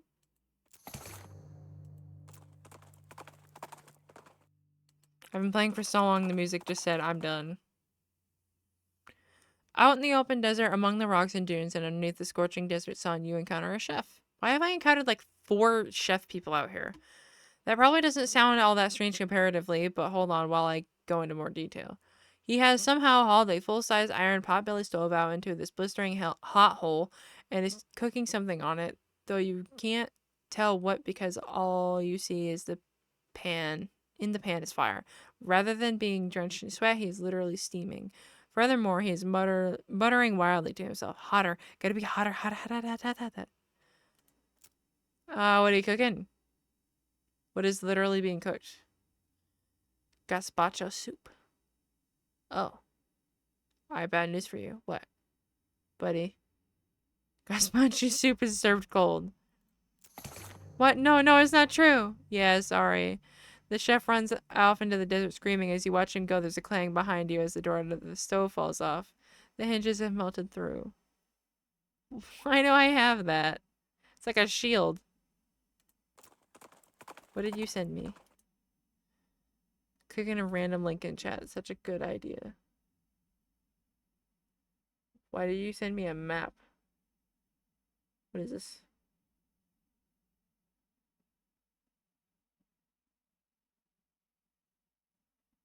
Did you send me a map? Oh. That's the thing I was looking for. That's kind of embarrassing. Oops. Why is there no music? So quiet. Don't like it. You find a lone tombstone. Hold up. Try again. You find a lone tombstone off the side of the trail. It is the final resting place of Howdy Treasure Haver, who died many years ago. Intriguing. Okay, there we go. The music's back. What? What? What? This is really weird. This strange conveyance has a sign reading bitchin' on it. I am so weirded out right now. What the fuck?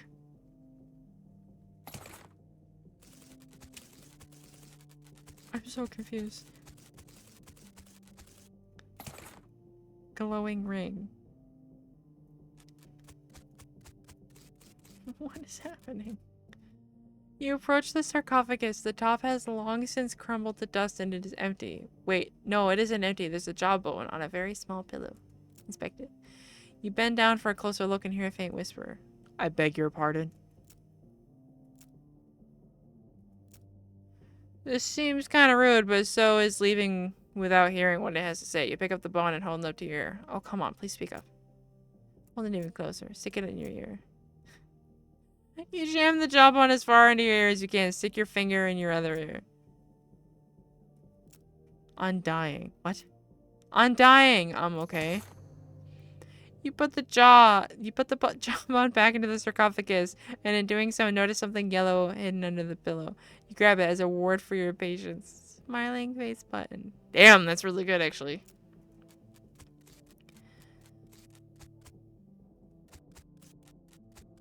Okay. This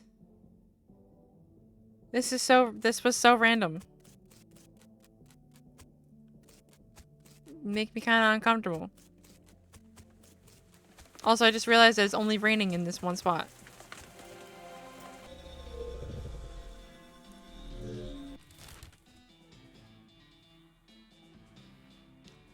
Where is...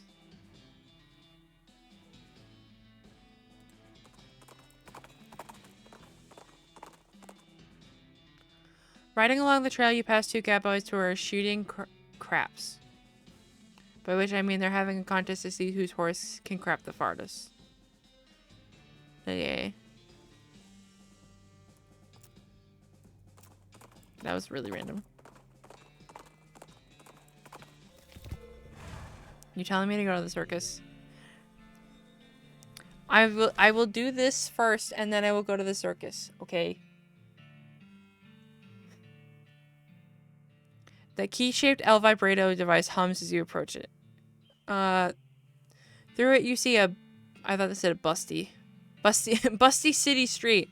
Metal vehicles you can't identify and move past at unimaginable speeds, though the window is thankfully far from the road they travel. Every 15 seconds or so, a strange metal and glass rectangle about 6 inches by 3 inches falls past the that's very specific. Falls past the view of the window, and you hear a man's voice shouting, "Crap."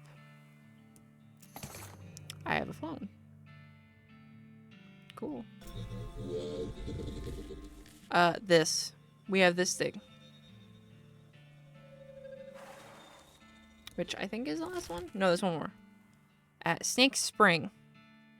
Which I don't remember where that is.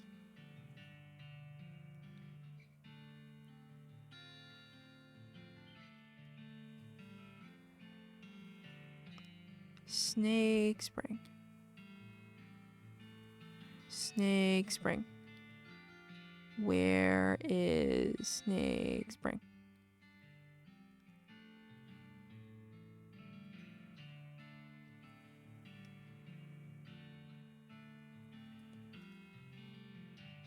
Am I like... I don't see anything.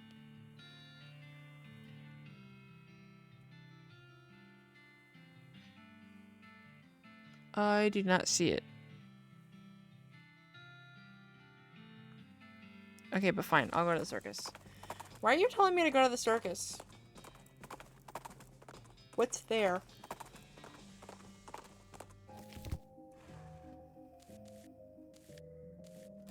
I would like an explanation.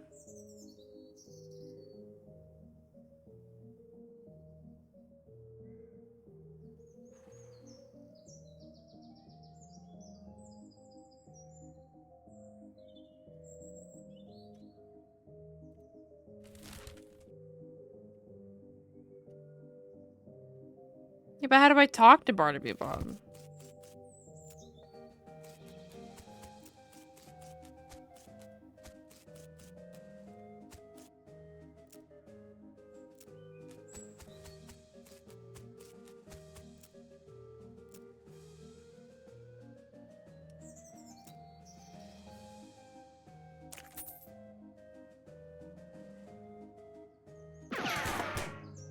I got a circus show ticket.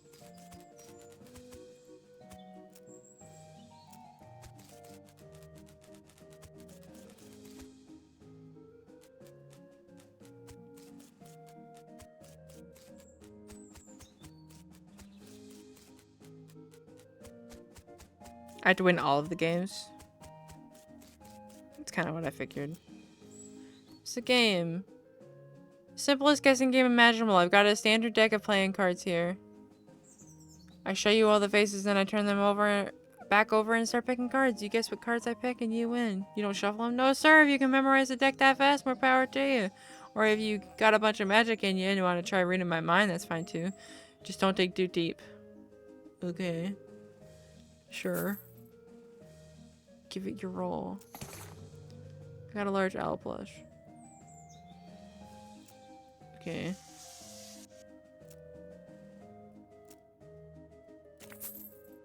Hit it extremely hard. What if I hit the dude extremely hard? Okay, what now? Oh, this dude. I forgot about it. You okay, kid? Did you lose your parents? I lost my lucky bottle cap. You haven't seen it, have you, sir? No, but I'll keep an eye on what's it look like. It's shiny steel and it's on a little chain. Huh. Okay. What's assault? Oh, me saying that I'd hit the guy. Nah. He's a demon clown.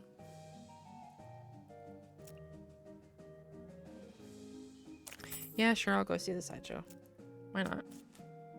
The sideshow tent is fairly large and packed with weird things to look at, like all good sideshows are.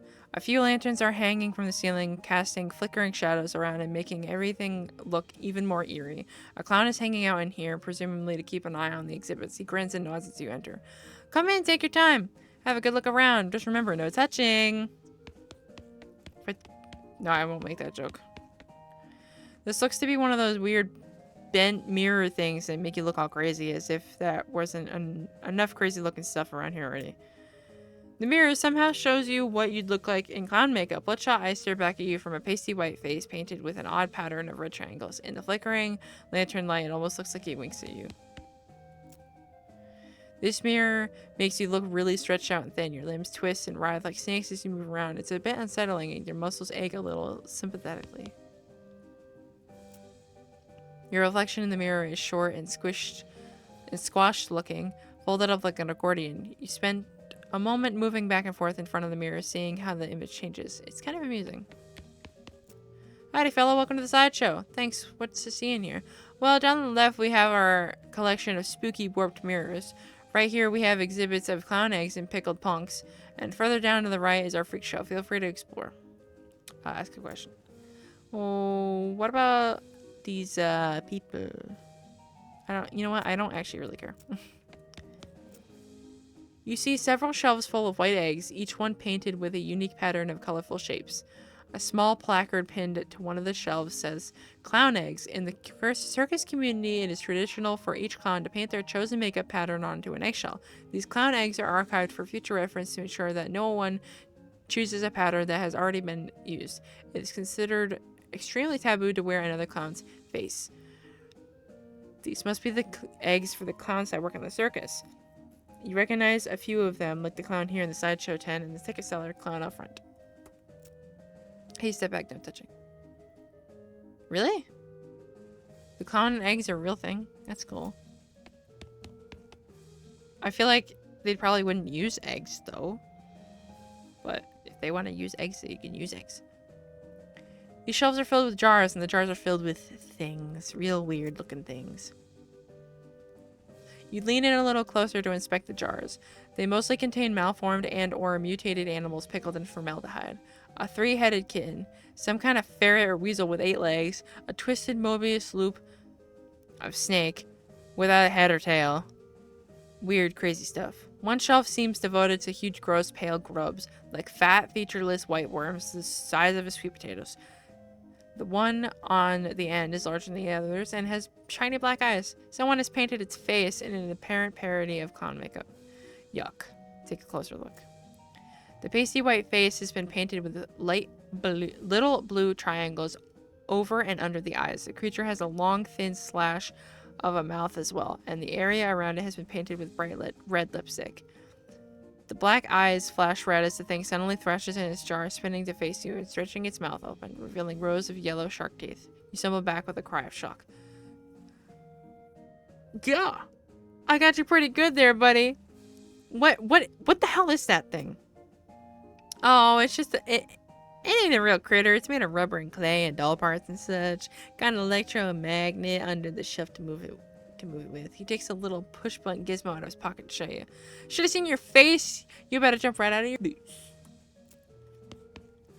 Wow. Oh. Were you laughing so hard at my misfortune that you fell on the floor? Hello, I'm Fitzgibbons. How's it going? Can you talk? Guess not. You move a little to the side and lean over the rope to get a closer look at the guy. He's basically just what he seems to be at first glance, a guy with a giant eyeball for a head. You do notice two things, though. First, he has an odd lump at the, well, what you would call the base of his skull if he had one. A sort of crumpled, fleshy mass of the size of a fist. With a squint and some imagination, it almost looks like the crushed and shriveled vestigial remains of a human head. The second thing you notice is that his ankles are locked to the legs of the stool, and the legs of the stool are bolted to the floor. So, I'll see you around. Hello there, welcome to the sideshow. My name is Douglas. I am Fitzgibbons. Delighted to meet you. So, well, what's your deal? Why am I in the sideshow, you mean?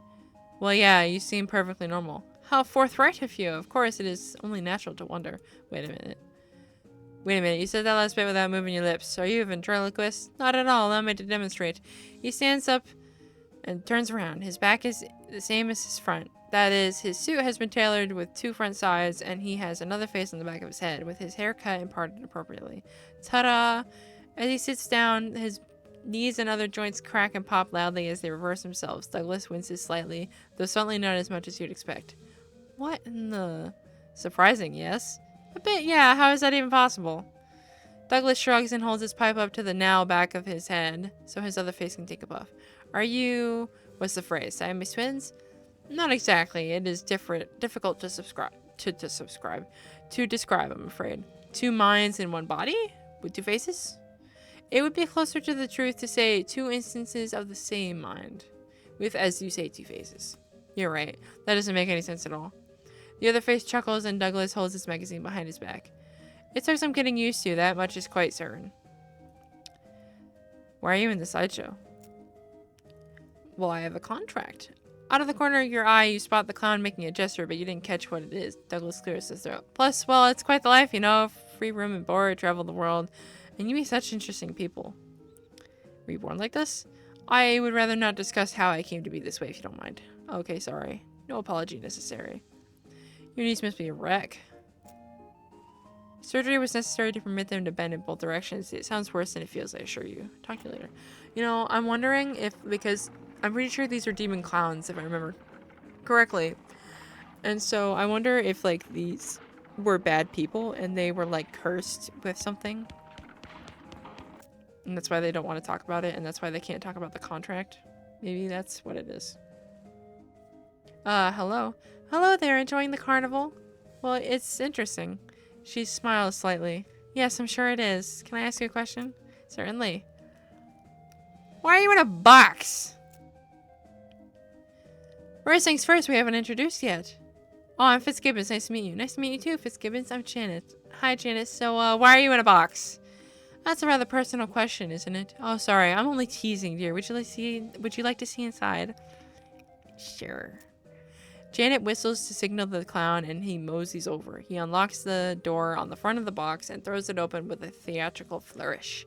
Inside, instead of Janet's body, you see a tangled, complicated assortment of glass tubes and pipes, ticking clockwork gears and pumps. Liquids of various colors, mostly red, slush through the tubes. A large bellows near the top inflates and begins to slowly deflate. What do you think? It's horrifying. Yes. So it's an accurate description. I'm sorry, I hope I haven't insulted you. No offense taken. I've only seen it once myself in a mirror. It took quite a while to get used to the situation. Examine her workings. You watch the various liquids slosh around in the tanks and pipes for a minute. Weird, gross, but it is indeed educational. Oh, sweet. How did this happen? I'm sorry, but I can't talk about that. Oh, of course, I'm sorry. It must be a painful memory. Her calmly composed face creases into a very slight grimace as she shoots a sidelong glance at the clown. Yes. It was nice talking to you. Bye. Okay.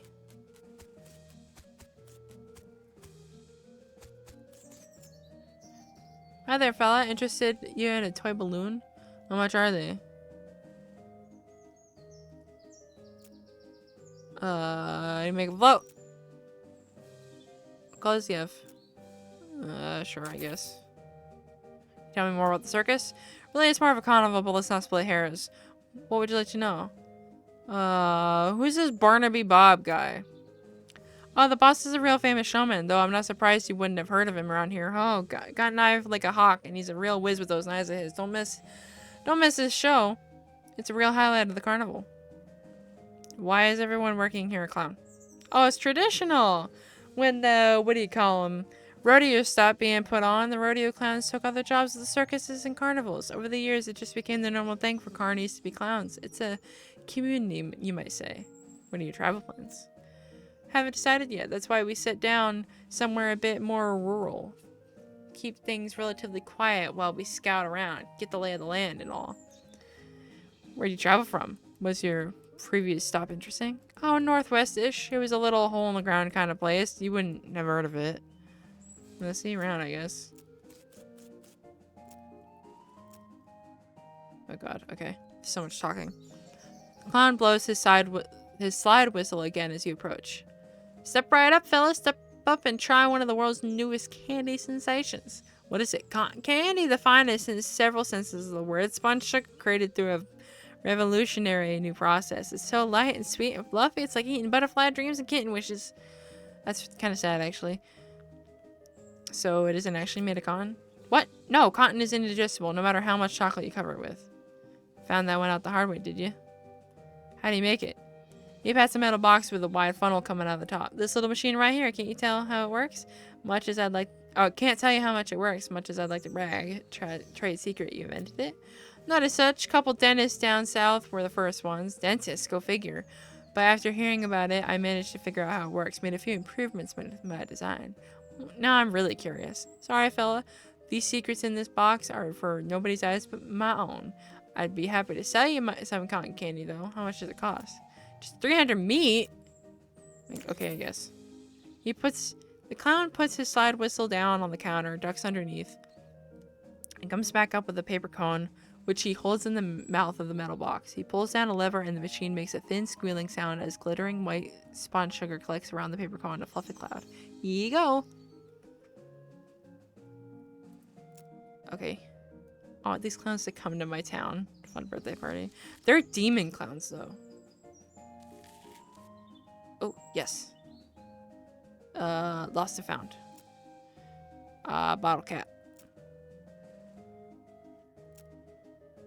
I will take the smelling salts. Lost and found. My handkerchief.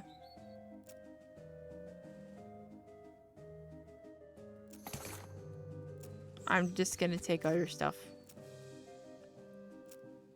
Oh, damn it.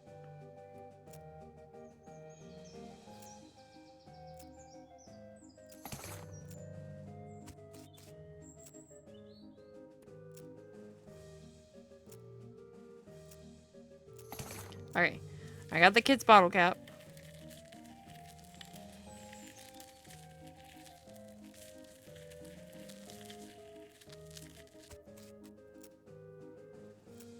Okay. Howdy, fella. Anything else I can do for you? Weren't you on the other side of the midway just now? Nope, that's the other balloon guy. We just dress alike and use the same face paint. Did we fool you? Anything else I can do for you? No, I'm good. Okay, how do I get into the circus?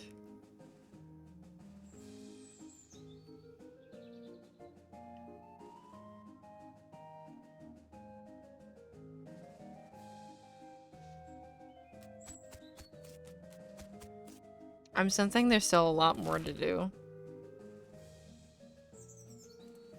So I might end it here. Because I'm tired and my throat hurts from doing all the voices.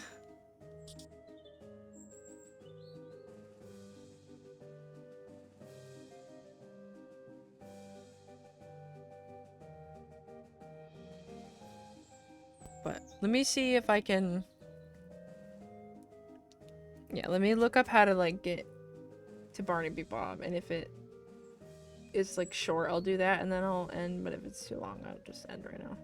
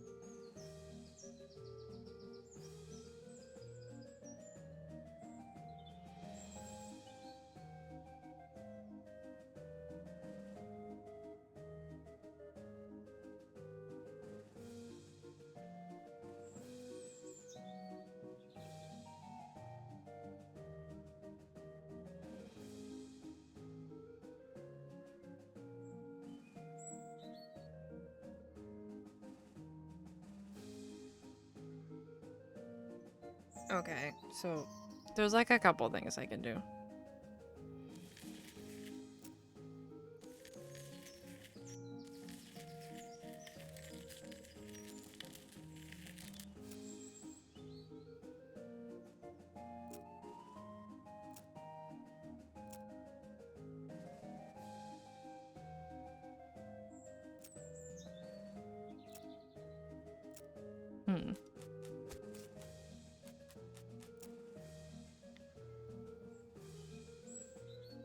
What are they made of?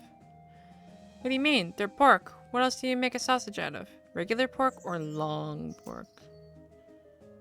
I'm sure I don't know what you're implying. Okay. I have to go in here and like I have to like look at the eggs.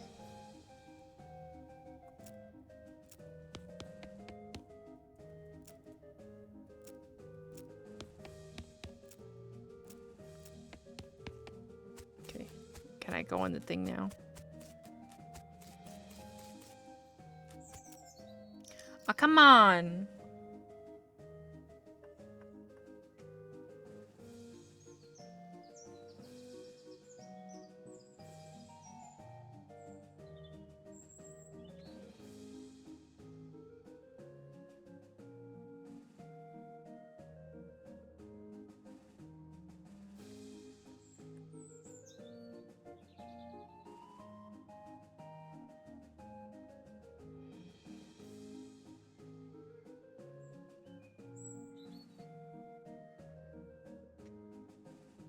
Okay.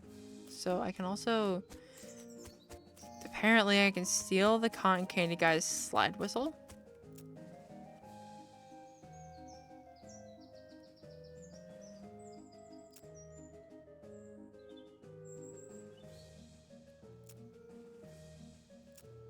Maybe. I don't know. This seems like a lot of work, and it seems like enough work for like another stream. So I think I'm just gonna end this one here. Cause honestly, I'm kind of tired. It's late. But I feel like I got a lot done, even though there's like so much stuff that I did not know was originally in this game. So. But still, got a lot done.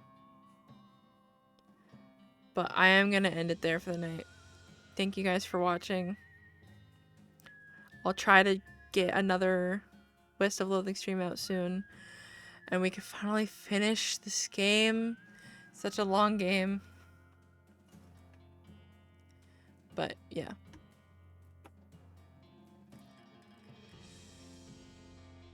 Alright. Night, y'all. Bye.